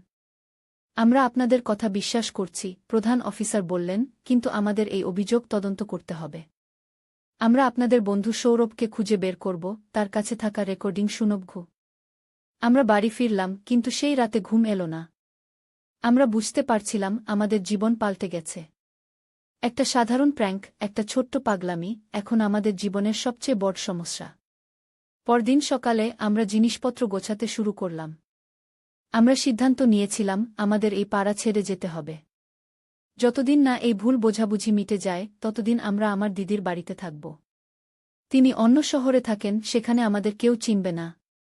যখন আমরা জিনিসপত্র গোছাচ্ছিলাম, হঠাৎ দরজায় নক হলো। আমি দরজা খুলে দেখি সৌরভ দাঁড়িয়ে আছে। সৌরভ, আমি অবাক হয়ে জিজ্ঞেস করলাম, তুমি এখানে কেন? সৌরভ মাথা নিচু করে দাঁড়িয়ে রইল। বিপ্লব দ্রুত দরজার কাছে এসে দাঁড়াল। কি চাস তুই? বিপ্লব ক্রোধে জিজ্ঞেস করল। সৌরভ ধীরে ধীরে মাথা তুলল। তার চোখে অশ্রু। আমি মাফ চাইতে এসেছি, সে বলল, আমি ভুল বুঝেছিলাম। গতকাল রাতে পুলিশ আমাকে ধরেছিল। আমি তাদের সব বলেছি, তারা আমার ফোনে থাকা রেকর্ডিং শুনেছে। তারা বুঝেছে এটা শুধু একটা প্র্যাঙ্ক ছিল। আমি ভুল বুঝেছিলাম, আর সেই ভুল বোঝাটা সবাইকে বলে বেরিয়েছিলাম গু। বিপ্লব কিছুক্ষণ সৌরভের দিকে তাকিয়ে রইল, তারপর হঠাৎ তাকে জড়িয়ে ধরল। তুই একটা বোকা, বিপ্লব বলল, এত বড় একটা ঝামেলা করে ফেলেছিস কি? সৌরভ বিপ্লবকে জড়িয়ে ধরে কাঁদতে লাগল। আমি জানি আমি খুব বোকামি করেছি। আমি সবাইকে ভুল বুঝিয়েছি। এখন আমি সবাইকে সত্যিটা বলে দেব গু। সেদিন সৌরভ পুরো পাড়া ঘুরে ঘুরে সবাইকে সত্যিটা বলল। সে বলল, এটা শুধু একটা প্র্যাঙ্ক ছিল, একটা বাজি ছিল, এবং সে ভুল বুঝেছিল। ধীরে ধীরে লোকজন আমাদের বিশ্বাস করতে শুরু করল। কিন্তু তারপরও কিছু লোক আমাদের সন্দেহের চোখে দেখছিল। আমরা বুঝতে পারছিলাম এই পাড়ায় আমাদের আর শান্তিতে থাকা সম্ভব নয়। ১ মাস পর আমরা সিদ্ধান্ত নিলাম আমরা অন্য শহরে চলে যাব। আমার স্বামী ফিরে আসার পর আমরা তাকে সব বললাম। তিনি প্রথমে প্রচণ্ড রেগে গেলেন, কিন্তু পরে বুঝলেন এটা একটা ভুল বোঝাবুঝি। তিনি আমাদের সাথে অন্য শহরে যাবার সিদ্ধান্ত নিলেন। আমরা শিলিগুড়ি শহরে চলে এলাম। এটা আমাদের আগের শহর থেকে অনেক দূরে, পাহাড়ের কাছে। এখানে আমরা নতুন করে জীবন শুরু করলাম। আমার স্বামী এখানে একটা নতুন ব্যবসা শুরু করলেন, আমি একটা স্কুলে শিক্ষিকার চাকরি নিলাম, আর বিপ্লব কলেজে ভর্তি হল। কিন্তু আমরা জানতাম না যে সেই ভুল বোঝাবুঝি শেষ হয়নি। আমরা শিলিগুড়িতে প্রায় ৬ মাস ছিলাম। সবকিছু ভালো চলছিল। আমরা নতুন বন্ধু পেয়েছিলাম, নতুন জীবন শুরু করেছিলাম। কিন্তু একদিন যখন আমি স্কুল থেকে ফিরছিলাম, আমি দেখলাম আমাদের বাড়ির সামনে একটা অচেনা গাড়ি দাঁড়িয়ে আছে। আমি বাড়িতে ঢুকে দেখি আমার স্বামী অবিনাশ এবং বিপ্লব দুজনেই বসার ঘরে বসে আছে, আর তাদের সামনে দুজন অচেনা লোক বসে আছে। জুই, এসো, অবিনাশ বললেন, ইনি অমিত বোস, পশ্চিমবঙ্গ পুলিশের সিআইডি থেকে এসেছেন। আর ইনি সৌমেন মুখার্জি, একজন সাংবাদিক। আমি অবাক হয়ে তাদের দিকে তাকালাম। সিআইডি? সাংবাদিক? কি ব্যাপার? অমিত বোস, যিনি মাঝবয়সী শক্তপোক্ত চেহারার এক লোক, আমার দিকে তাকিয়ে বললেন, মিসেস দাস, আমরা আপনাদের সম্পর্কে একটা তদন্ত করছি। আমাদের কাছে খবর আছে যে আপনাদের পরিবারে কিছু অস্বাভাবিক ঘটনা ঘটেছে। আমি বুঝতে পারলাম, আবার সেই পুরনো ঘটনা। সেটা একটা ভুল বোঝাবুঝি ছিল। আমি অধৈর্য হয়ে বললাম, আমরা এই বিষয়ে পুলিশকে সব বলেছি। সৌমেন মুখার্জি, যিনি একজন তরুণ চশমা পরা লোক, মুচকি হেসে বললেন, আমরা সেই বিষয়ে জানি মিসেস দাস। কিন্তু আমরা আরও কিছু জানতে চাই। আমি একটা বিশেষ রিপোর্ট করছি, যেটা পারিবারিক সম্পর্কের জটিলতা নিয়ে গিয়ে। আমি হতবাক হয়ে গেলাম। আপনি আমাদের পরিবারকে এই রিপোর্টে অন্তর্ভুক্ত করতে চান? কিন্তু আমাদের তো কোনো জটিলতা নেই। অমিত বোস গম্ভীর গলায় বললেন, আমাদের কাছে খবর আছে যে আপনাদের আগের শহরে একটা বড় ঘটনা ঘটেছিল। আপনার ছেলে বিপ্লব এবং আপনার মধ্যে কিছু অস্বাভাবিক সম্পর্ক ছিল বলে গুজব ছিল। ওটা একটা প্র্যাঙ্ক ছিল। বিপ্লব চেঁচিয়ে উঠল, আমি আমার বন্ধুর সাথে বাজি ধরেছিলাম, তাই আমি মাকে উত্ত্যক্ত করছিলাম। সেটা কোনো সত্যি ঘটনা ছিল না। সৌমেন মুখার্জি তার নোটবুকে কিছু লিখলেন, তারপর বললেন, কিন্তু সেই গুজব এত বড় হয়ে গেল কেন? আপনারা শহর ছেড়ে চলে এলেন কেন? অবিনাশ এগিয়ে এলেন, দেখুন, আমরা একটা নতুন শুরু চেয়েছিলাম। সেই ঘটনার পর আমাদের পাড়ার লোকজন আমাদের সন্দেহের চোখে দেখছিল। আমরা সিদ্ধান্ত নিলাম আমরা অন্য জায়গা চলে যাব। অমিত বোস ধীরে ধীরে মাথা নাড়লেন, আচ্ছা, আমি বুঝতে পারছি। কিন্তু এখানে আরেকটা প্রশ্ন আছে। আমরা শুনেছি যে আপনাদের আগের শহরে একটা হত্যাকাণ্ড ঘটেছে, আর সেই হত্যাকাণ্ডের পরেই আপনারা শহর ছেড়ে চলে এসেছিলেন। আমরা তিনজনই অবাক হয়ে তাদের দিকে তাকালাম। হত্যাকাণ্ড? আমি বিস্ময়ে জিজ্ঞেস করলাম, কোন হত্যাকাণ্ড? সৌমেন মুখার্জি আবার তার নোটবুকে কিছু লিখলেন, আপনাদের প্রতিবেশী সুরেশ সেন। তাকে তার বাড়িতে মৃত অবস্থায় পাওয়া গিয়েছিল, ঠিক আপনারা শহর ছাড়ার এক সপ্তাহ আগে। আমি অবাক হয়ে অবিনাশের দিকে তাকালাম। তিনিও সমান বিস্মিত। সুরেশ সেন মারা গেছেন? আমরা তো কিছুই জানতাম না, অবিনাশ বললেন। অমিত বোস আমাদের প্রত্যেকের মুখের দিকে গভীরভাবে তাকিয়ে রইলেন, যেন আমাদের প্রতিক্রিয়া দেখে বুঝতে চাইছেন আমরা সত্যি বলছি কিনা। আপনাদের প্রতিবেশী ছিলেন, আপনারা জানেন না তিনি মারা গেছেন? আমরা জানতাম না। আমি সত্যিই অবাক হয়ে বললাম, আমরা শহর ছেড়ে চলে আসার আগে কয়েকদিন আমরা আমার দিদির বাড়িতে ছিলাম, যিনি সেই শহরের অন্য প্রান্তে থাকেন। হয়তো সেই সময়ে এই ঘটনা ঘটেছে। অবিনাশ জিজ্ঞেস করলেন, কিন্তু এই ঘটনার সাথে আমাদের কি সম্পর্ক? আপনারা কেন মনে করছেন আমরা এই বিষয়ে কিছু জানি? সৌমেন মুখার্জি এবার তার ব্যাগ থেকে একটা ফোল্ডার বের করলেন, তার ভেতর থেকে একটা ফটো বের করে আমাদের দেখালেন। এটা সুরেশ সেনের বাড়ির দেয়ালে পাওয়া গেছে। ফটোতে আমি দেখলাম সুরেশ সেনের বাড়ির দেয়ালে রক্ত দিয়ে লেখা আছে, মা ছেলে পাপের ফল। আমি ভয়ে শিউরে উঠলাম। এর অর্থ কি? কে এমন করল? অমিত বোস গম্ভীর গলায় বললেন, এটাই আমরা জানতে চাই। সেই গুজবের পর, যেটা আপনারা বলছেন একটা প্র্যাঙ্ক ছিল, এবং এই হত্যাকাণ্ডের মধ্যে কোনো সম্পর্ক আছে কিনা। অবিনাশ ক্রোধে উঠে দাঁড়ালেন, আপনি কি বলতে চাইছেন? আপনি কি ইঙ্গিত করছেন যে আমরা এই হত্যাকাণ্ডের সাথে জড়িত? সৌমেন মুখার্জি হাত তুলে অবিনাশকে শান্ত করার চেষ্টা করলেন, না না, আমরা সেটা বলছি না। আমরা শুধু তথ্য সংগ্রহ করছি। আমরা জানতে চাই সুরেশ সেন কে ছিলেন, আপনাদের সাথে তার কি সম্পর্ক ছিল। আমি ভেবে দেখলাম, সুরেশ সেন? তিনি আমাদের পাড়ার একজন বয়স্ক লোক ছিলেন। আমাদের সাথে তেমন কোনো সম্পর্ক ছিল না। তিনি একটু অদ্ভুত স্বভাবের ছিলেন, বেশিরভাগ সময় নিজের বাড়িতেই থাকতেন। অমিত বোস আমার কথা শুনে মাথা নাড়লেন, আমরা শুনেছি তিনি সেই গুজব ছড়াতে বেশ সাহায্য করেছিলেন। তিনি নাকি সবাইকে বলেছিলেন যে তিনি আপনাদের বাড়িতে অদ্ভুত শব্দ শুনেছিলেন। বিপ্লব ক্রোধে মুখ লাল করে বলল, সুরেশ কাকু বাড়িতে থাকতে থাকতে পাগল হয়ে গিয়েছিলেন। উনি সব সময় অদ্ভুত অদ্ভুত কথা বলতেন। কেউ তার কথা বিশ্বাস করত না। সৌমেন মুখার্জি আবার তার নোটবুকে কিছু লিখলেন, তারপর বললেন, কিন্তু তারপরও তার মৃত্যুর পরেই আপনারা শহর ছেড়ে চলে এলেন। এটা একটা অদ্ভুত সাদৃশ্য, তাই না? অবিনাশ দৃঢ় গলায় বললেন, এটা একটা সাদৃশ্য মাত্র। আমরা সুরেশ সেনের মৃত্যুর বিষয়ে কিছুই জানতাম না। অমিত বোস এবার আমার দিকে তাকিয়ে জিজ্ঞেস করলেন, মিসেস দাস, আপনার স্বামী যখন বিদেশে ছিলেন, তখন আপনি সুরেশ সেনের সাথে কোনো সম্পর্ক রেখেছিলেন কি? তার সাথে আপনার কোনো বিরোধ ছিল কি? আমি অবাক হয়ে বললাম, না। আমি তার সাথে প্রায় কথাই বলতাম না। আমরা শুধু পাড়ার লোক হিসেবে একে অপরকে চিনতাম, এর বেশি কিছু না। সৌমেন মুখার্জি আবার তার ব্যাগ থেকে আরেকটা ফটো বের করলেন। এটা সুরেশ সেনের বাড়িতে পাওয়া গেছে। আপনি কি এটা চিনতে পারেন? আমি ফটোটা হাতে নিয়ে দেখলাম। এটা একটা পুরনো ফটো যেখানে আমি, বিপ্লব এবং সুরেশ সেন একসাথে দাঁড়িয়ে আছি। আমি মনে করার চেষ্টা করলাম কবে এই ফটো তোলা হয়েছিল। এটা এটা হয়তো পাড়ার কোনো অনুষ্ঠানে তোলা হয়েছিল। আমি বললাম, আমার মনে পড়ছে না ঠিক কবে গি। অমিত বোস গম্ভীর গলায় বললেন, ফটোর পিছনে একটা তারিখ লেখা আছে। এটা তোলা হয়েছিল ঠিক সেই বর্ষার রাতে, যেদিন আপনার ছেলে বিপ্লব সেই তথাকথিত প্র্যাঙ্ক করেছিল। আমি অবাক হয়ে ফটোটা উল্টে দেখলাম। সেখানে সত্যিই সেই তারিখ লেখা আছে। কিন্তু এটা কিভাবে সম্ভব? সেদিন রাতে তো বৃষ্টি হচ্ছিল, আমরা বাড়ি থেকে বেরোইনি গিয়ে। সৌমেন মুখার্জি ধীরে ধীরে মাথা নাড়লেন। সেটাই প্রশ্ন।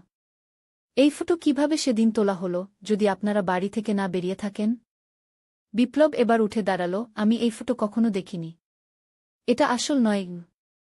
অমিত বোস ফটোটা আবার নিজের হাতে নিলেন। এটা একটা আসল ফটো, ফরেনসিক বিশেষজ্ঞরা এটা যাচাই করেছেন। আমরা তিনজনই হতবাক হয়ে একে অপরের দিকে তাকালাম। এমন একটা ফটো যেটা কখনো তোলা হয়নি, কিভাবে আসল হতে পারে? অবিনাশ ধীরে ধীরে বললেন, এটা হয়তো ফটোশপ করা হয়েছে। সৌমেন মুখার্জি এবার একটা চ্যালেঞ্জিং স্মাইল দিলেন। ফটোশপ? সেই সময়ে আর কে করবে এমন কাজ? অমিত বোস উঠে দাঁড়ালেন। আমরা এখন যাব। আমরা আবার আসব, আরও কিছু প্রশ্ন নিয়ে। আপনারা শহর ছেড়ে যাবেন না, এটা আমাদের অনুরোধ। তারা চলে যাবার পর আমরা তিনজন ঘণ্টার পর ঘণ্টা বসে আলোচনা করলাম। আমরা বুঝতে পারছিলাম না কি ঘটছে। সুরেশ সেনকে হত্যা করল? সেই ফটো কিভাবে তোলা হলো? আর কেনই বা আমাদের পরিবারকে এর সাথে জড়ানো হচ্ছে? সেদিন রাতে যখন আমরা ঘুমাবার জন্য প্রস্তুত হচ্ছিলাম, আমি হঠাৎ একটা বিষয় মনে করলাম। অবিনাশ, আমি বললাম, তুমি কি মনে করতে পারো সুরেশ সেন কখনো আমাদের বাড়িতে এসেছিলেন সেদিন? অবিনাশ চিন্তিত মুখে বললেন, আমি তো তখন বিদেশে ছিলাম, আমি কিভাবে জানব? আমি বিপ্লবের দিকে তাকালাম। বিপ্লব, সেদিন রাতে সুরেশ কাকু কি আমাদের বাড়িতে এসেছিলেন? বিপ্লব মাথা নাড়ল। না মা, সেদিন আমরা দুজন ছাড়া আর কেউ বাড়িতে ছিল না। আমি চিন্তিত হয়ে বললাম, কিন্তু সেই ফটো, এটা কিভাবে সম্ভব?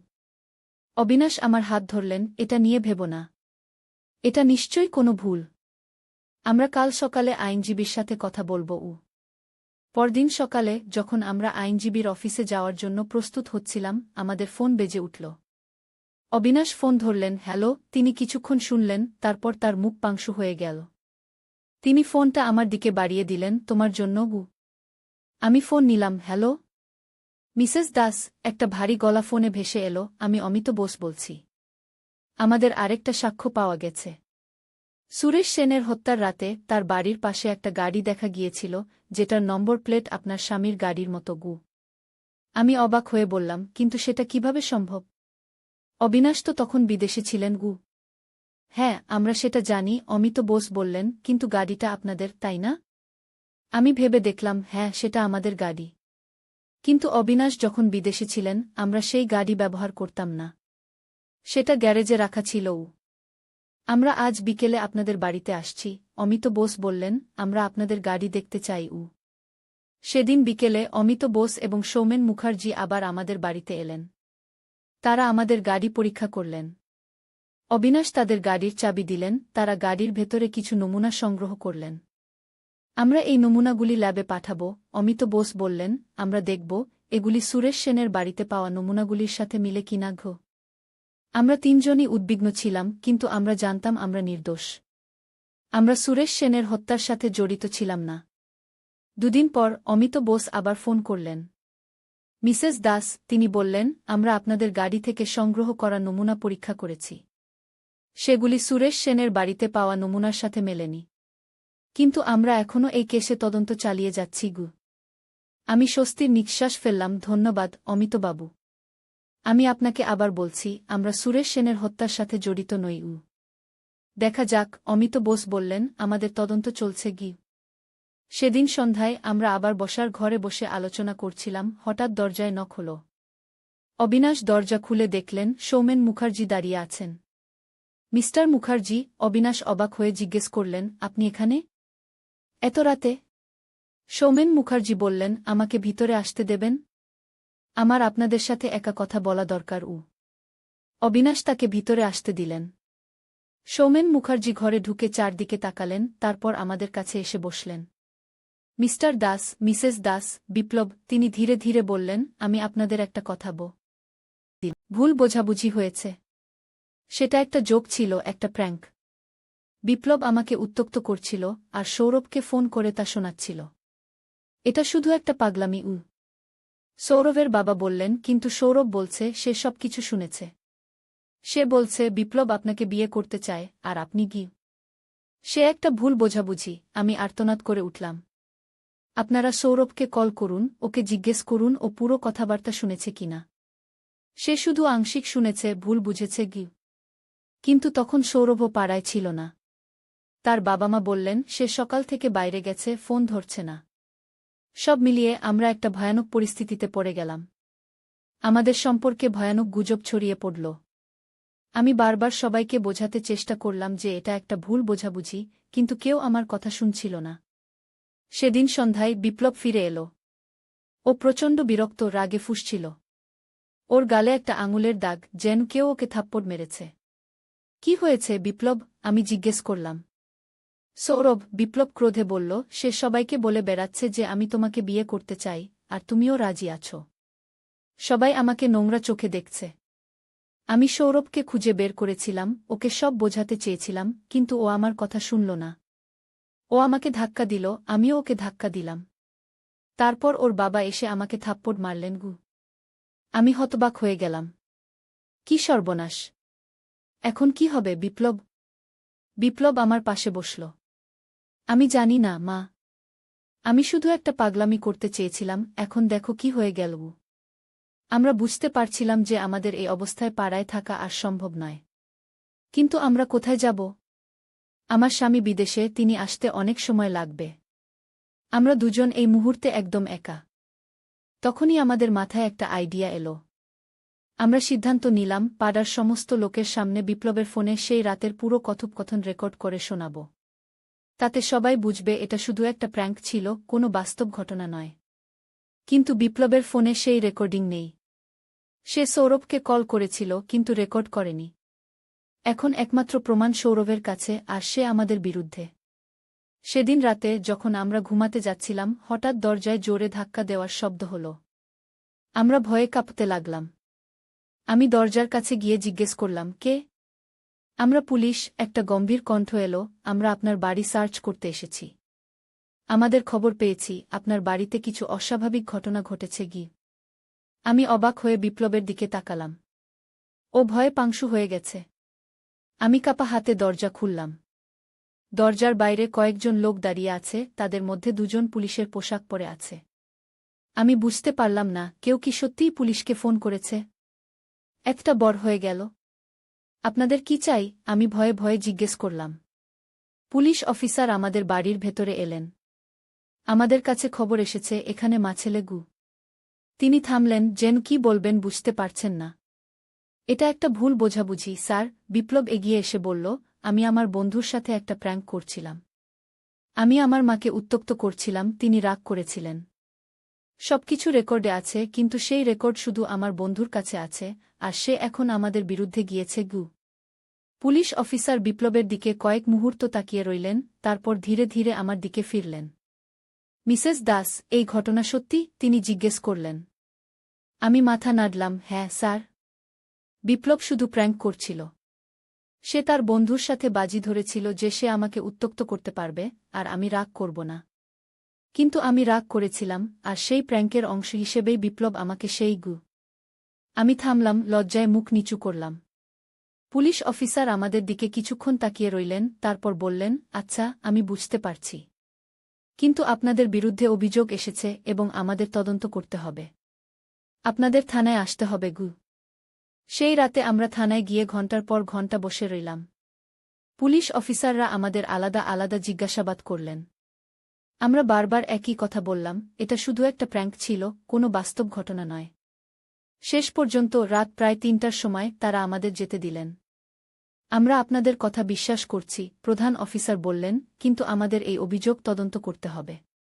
আমরা আপনাদের বন্ধু সৌরভকে খুঁজে বের করব, তার কাছে থাকা রেকর্ডিং শুনব। আমরা বাড়ি ফিরলাম, কিন্তু সেই রাতে ঘুম এলো না। আমরা বুঝতে পারছিলাম আমাদের জীবন পাল্টে গেছে। একটা সাধারণ প্র্যাঙ্ক, একটা ছোট্ট পাগলামি, এখন আমাদের জীবনের সবচেয়ে বড় সমস্যা। পরদিন সকালে আমরা জিনিসপত্র গোছাতে শুরু করলাম। আমরা সিদ্ধান্ত নিয়েছিলাম আমাদের এই পাড়া ছেড়ে যেতে হবে। যতদিন না এই ভুল বোঝাবুঝি মিটে যায়, ততদিন আমরা আমার দিদির বাড়িতে থাকব। তিনি অন্য শহরে থাকেন, সেখানে আমাদের কেউ চিনবে না। যখন আমরা জিনিসপত্র গোছাচ্ছিলাম, হঠাৎ দরজায় নক হলো। আমি দরজা খুলে দেখি সৌরভ দাঁড়িয়ে আছে। সৌরভ, আমি অবাক হয়ে জিজ্ঞেস করলাম, তুমি এখানে কেন? সৌরভ মাথা নিচু করে দাঁড়িয়ে রইল। বিপ্লব দ্রুত দরজার কাছে এসে দাঁড়াল। কি চাস তুই? বিপ্লব ক্রোধে জিজ্ঞেস করল। সৌরভ ধীরে ধীরে মাথা তুলল। তার চোখে অশ্রু। আমি মাফ চাইতে এসেছি, সে বলল। আমি ভুল বুঝেছিলাম। গতকাল রাতে পুলিশ আমাকে ধরেছিল। আমি তাদের সব বলেছি, তারা আমার ফোনে থাকা রেকর্ডিং শুনেছে। তারা বুঝেছে এটা শুধু একটা প্র্যাঙ্ক ছিল। আমি ভুল বুঝেছিলাম, আর সেই ভুল বোঝাটা সবাইকে বলে বেরিয়েছিলাম। বিপ্লব কিছুক্ষণ সৌরভের দিকে তাকিয়ে রইল, তারপর হঠাৎ তাকে জড়িয়ে ধরল। তুই একটা বোকা, বিপ্লব বলল। এত বড় একটা ঝামেলা করে ফেলেছিস কি? সৌরভ বিপ্লবকে জড়িয়ে ধরে কাঁদতে লাগল। আমি জানি আমি খুব বোকামি করেছি। আমি সবাইকে ভুল বুঝিয়েছি। এখন আমি সবাইকে সত্যিটা বলে দেব। সেদিন সৌরভ পুরো পাড়া ঘুরে ঘুরে সবাইকে সত্যিটা বলল। সে বলল এটা শুধু একটা প্র্যাঙ্ক ছিল, একটা বাজি ছিল, এবং সে ভুল বুঝেছিল। ধীরে ধীরে লোকজন আমাদের বিশ্বাস করতে শুরু করল। কিন্তু তারপরও কিছু লোক আমাদের সন্দেহের চোখে দেখছিল। আমরা বুঝতে পারছিলাম এই পাড়ায় আমাদের আর শান্তিতে থাকা সম্ভব নয়। 1 মাস পর আমরা সিদ্ধান্ত নিলাম আমরা অন্য শহরে চলে যাব। আমার স্বামী ফিরে আসার পর আমরা তাকে সব বললাম। তিনি প্রথমে প্রচণ্ড রেগে গেলেন, কিন্তু পরে বুঝলেন এটা একটা ভুল বোঝাবুঝি। তিনি আমাদের সাথে অন্য শহরে যাবার সিদ্ধান্ত নিলেন। আমরা শিলিগুড়ি শহরে চলে এলাম। এটা আমাদের আগের শহর থেকে অনেক দূরে, পাহাড়ের কাছে। এখানে আমরা নতুন করে জীবন শুরু করলাম। আমার স্বামী এখানে একটা নতুন ব্যবসা শুরু করলেন, আমি একটা স্কুলে শিক্ষিকার চাকরি নিলাম, আর বিপ্লব কলেজে ভর্তি হল। কিন্তু আমরা জানতাম না যে সেই ভুল বোঝাবুঝি শেষ হয়নি। আমরা শিলিগুড়িতে প্রায় 6 মাস ছিলাম। সবকিছু ভালো চলছিল। আমরা নতুন বন্ধু পেয়েছিলাম, নতুন জীবন শুরু করেছিলাম। কিন্তু একদিন যখন আমি স্কুল থেকে ফিরছিলাম, আমি দেখলাম আমাদের বাড়ির সামনে একটা অচেনা গাড়ি দাঁড়িয়ে আছে। আমি বাড়িতে ঢুকে দেখি আমার স্বামী অবিনাশ এবং বিপ্লব দুজনেই বসার ঘরে বসে আছে, আর তাদের সামনে দুজন অচেনা লোক বসে আছে। জুই, এসো, অবিনাশ বললেন। ইনি অমিত বোস, পশ্চিমবঙ্গ পুলিশের সিআইডি থেকে এসেছেন। আর ইনি সৌমেন মুখার্জি, একজন সাংবাদিক। আমি অবাক হয়ে তাদের দিকে তাকালাম। সিআইডি? সাংবাদিক? কি ব্যাপার? অমিত বোস, যিনি মাঝবয়সী শক্তপোক্ত চেহারার এক লোক, আমার দিকে তাকিয়ে বললেন, মিসেস দাস, আমরা আপনাদের সম্পর্কে একটা তদন্ত করছি। আমাদের কাছে খবর আছে যে আপনাদের পরিবারে কিছু অস্বাভাবিক ঘটনা ঘটেছে। আমি বুঝতে পারলাম আবার সেই পুরনো ঘটনা। সেটা একটা ভুল বোঝাবুঝি ছিল। আমি অধৈর্য হয়ে বললাম, আমরা এই বিষয়ে পুলিশকে সব বলেছি। সৌমেন মুখার্জি, যিনি একজন তরুণ চশমা পরা লোক, মুচকি হেসে বললেন, আমরা সেই বিষয়ে জানি মিসেস দাস। কিন্তু আমরা আরও কিছু জানতে চাই। আমি একটা বিশেষ রিপোর্ট করছি, যেটা পারিবারিক সম্পর্কের জটিলতা নিয়ে গিয়ে। আমি হতবাক হয়ে গেলাম। আপনি আমাদের পরিবারকে এই রিপোর্টে অন্তর্ভুক্ত করতে চান? কিন্তু আমাদের তো কোনো জটিলতা নেই। অমিত বোস গম্ভীর গলায় বললেন, আমাদের কাছে খবর আছে যে আপনাদের আগের শহরে একটা বড় ঘটনা ঘটেছিল। আপনার ছেলে বিপ্লব এবং আপনার মধ্যে কিছু অস্বাভাবিক সম্পর্ক ছিল বলে গুজব ছিল। ওটা একটা প্র্যাঙ্ক ছিল। বিপ্লব চেঁচিয়ে উঠল, আমি আমার বন্ধুর সাথে বাজি ধরেছিলাম, তাই আমি মাকে উত্ত্যক্ত করছিলাম। সেটা কোনো সত্যি ঘটনা ছিল না। সৌমেন মুখার্জি তার নোটবুকে কিছু লিখলেন, তারপর বললেন, কিন্তু সেই গুজব এত বড় হয়ে গেল কেন? আপনারা শহর ছেড়ে চলে এলেন কেন? অবিনাশ এগিয়ে এলেন, দেখুন, আমরা একটা নতুন শুরু চেয়েছিলাম। সেই ঘটনার পর আমাদের পাড়ার লোকজন আমাদের সন্দেহের চোখে দেখছিল। আমরা সিদ্ধান্ত নিলাম আমরা অন্য জায়গা চলে যাব। অমিত বোস ধীরে ধীরে মাথা নাড়লেন, আচ্ছা, আমি বুঝতে পারছি। কিন্তু এখানে আরেকটা প্রশ্ন আছে। আমরা শুনেছি যে আপনাদের আগের শহরে একটা হত্যাকাণ্ড ঘটেছে, আর সেই হত্যাকাণ্ডের পরেই আপনারা শহর ছেড়ে চলে এসেছিলেন গু। আমরা তিনজনই অবাক হয়ে তাদের দিকে তাকালাম। হত্যাকাণ্ড? আমি বিস্ময়ে জিজ্ঞেস করলাম, কোন হত্যাকাণ্ড? সৌমেন মুখার্জি আবার তার নোটবুকে কিছু লিখলেন। আপনাদের প্রতিবেশী সুরেশ সেন, তাকে তার বাড়িতে মৃত অবস্থায় পাওয়া গিয়েছিল, ঠিক আপনারা শহর ছাড়ার 1 সপ্তাহ আগে গু। আমি অবাক হয়ে অবিনাশের দিকে তাকালাম। তিনিও সমান বিস্মিত। সুরেশ সেন মারা গেছেন? আমরা তো কিছুই জানতাম না, অবিনাশ বললেন। অমিত বোস আমাদের প্রত্যেকের মুখের দিকে গভীরভাবে তাকিয়ে রইলেন, যেন আমাদের প্রতিক্রিয়া দেখে বুঝতে চাইছেন আমরা সত্যি বলছি কিনা। আপনাদের প্রতিবেশী ছিলেন, আপনারা জানেন না তিনি মারা গেছেন?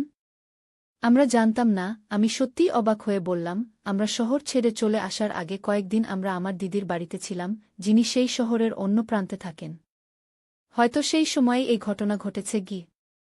অবিনাশ জিজ্ঞেস করলেন, কিন্তু এই ঘটনার সাথে আমাদের কি সম্পর্ক? আপনারা কেন মনে করছেন আমরা এই বিষয়ে কিছু জানি? সৌমেন মুখার্জি এবার তার ব্যাগ থেকে একটা ফোল্ডার বের করলেন, তার ভেতর থেকে একটা ফটো বের করে আমাদের দেখালেন। এটা সুরেশ সেনের বাড়ির দেয়ালে পাওয়া গেছে গি। ফটোতে আমি দেখলাম সুরেশ সেনের বাড়ির দেয়ালে রক্ত দিয়ে লেখা আছে, মা ছেলে পাপের ফল উ। আমি ভয়ে শিউরে উঠলাম। এর অর্থ কি? কে এমন করল? অমিত বোস গম্ভীর গলায় বললেন, এটাই আমরা জানতে চাই। সেই গুজবের পর, যেটা আপনারা বলছেন একটা প্র্যাঙ্ক ছিল, এবং এই হত্যাকাণ্ডের মধ্যে কোনো সম্পর্ক আছে কিনা গু। অবিনাশ ক্রোধে উঠে দাঁড়ালেন, আপনি কি বলতে চাইছেন? আপনি কি ইঙ্গিত করছেন যে আমরা এই হত্যাকাণ্ডের সাথে জড়িত? সৌমেন মুখার্জি হাত তুলে অবিনাশকে শান্ত করার চেষ্টা করলেন, না না, আমরা সেটা বলছি না।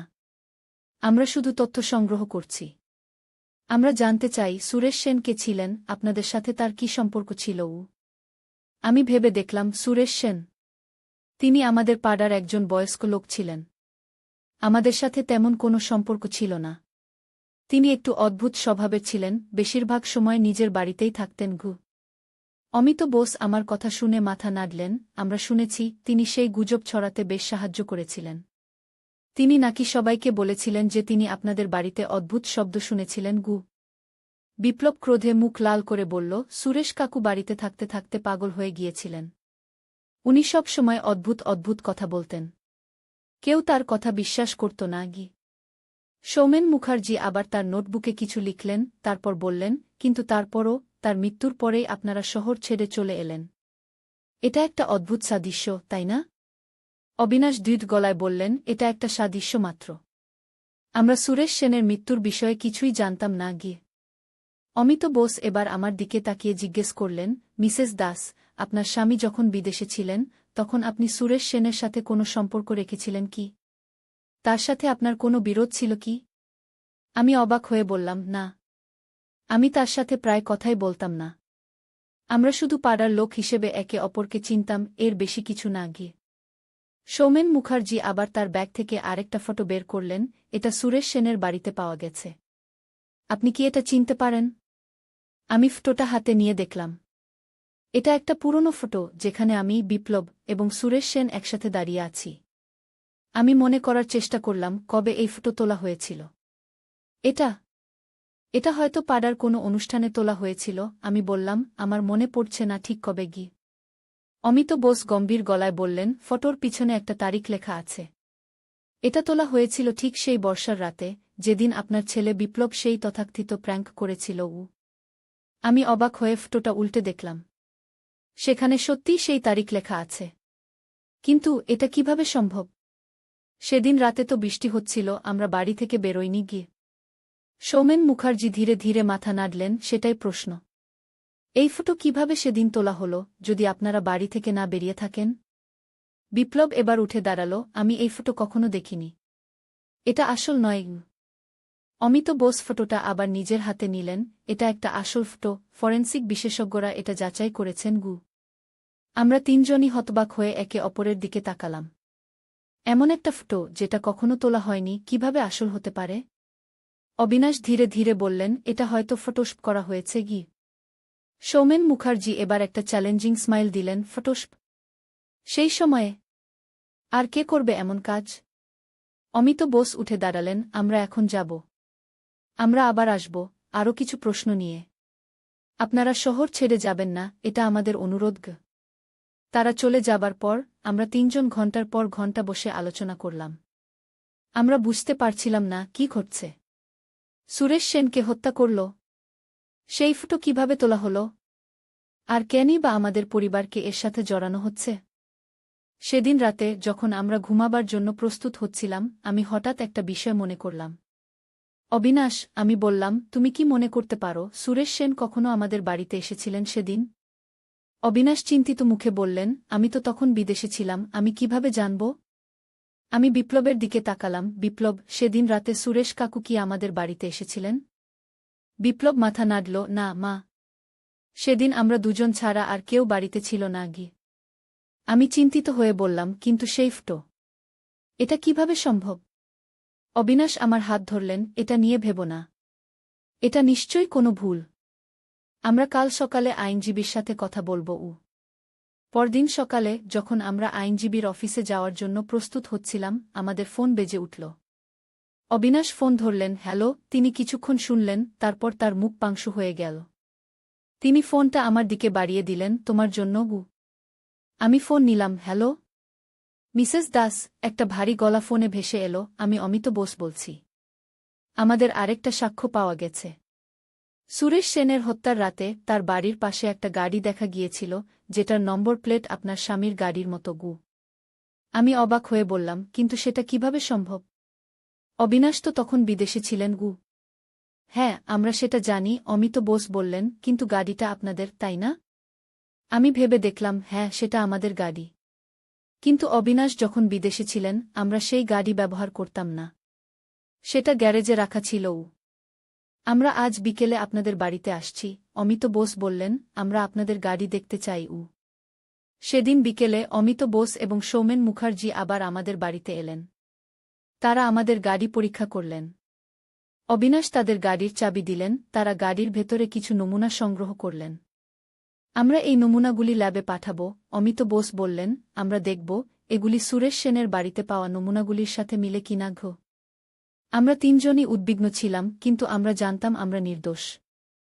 আমরা সুরেশ সেনের হত্যার সাথে জড়িত ছিলাম না। 2 দিন পর অমিত বোস আবার ফোন করলেন। মিসেস দাস, তিনি বললেন, আমরা আপনাদের গাড়ি থেকে সংগ্রহ করা নমুনা পরীক্ষা করেছি। সেগুলি সুরেশ সেনের বাড়িতে পাওয়া নমুনার সাথে মেলেনি। কিন্তু আমরা এখনও এই কেসে তদন্ত চালিয়ে যাচ্ছি। আমি স্বস্তির নিঃশ্বাস ফেললাম, ধন্যবাদ অমিতবাবু। আমি আপনাকে আবার বলছি, আমরা সুরেশ সেনের হত্যার সাথে জড়িত নই। দেখা যাক, অমিত বোস বললেন, আমাদের তদন্ত চলছে। সেদিন সন্ধ্যায় আমরা আবার বসার ঘরে বসে আলোচনা করছিলাম, হঠাৎ দরজায় নক হল। অবিনাশ দরজা খুলে দেখলেন সৌমেন মুখার্জি দাঁড়িয়ে আছেন। মিস্টার মুখার্জি, অবিনাশ অবাক হয়ে জিজ্ঞেস করলেন, আপনি এখানে এত রাতে? সৌমেন মুখার্জি বললেন, আমাকে ভিতরে আসতে দেবেন? আমার আপনাদের সাথে একা কথা বলা দরকার। অবিনাশ তাকে ভিতরে আসতে দিলেন। সৌমেন মুখার্জি ঘরে ঢুকে চারদিকে তাকালেন, তারপর আমাদের কাছে এসে বসলেন। মিস্টার দাস, মিসেস দাস, বিপ্লব, তিনি ধীরে ধীরে বললেন, আমি আপনাদের একটা কথা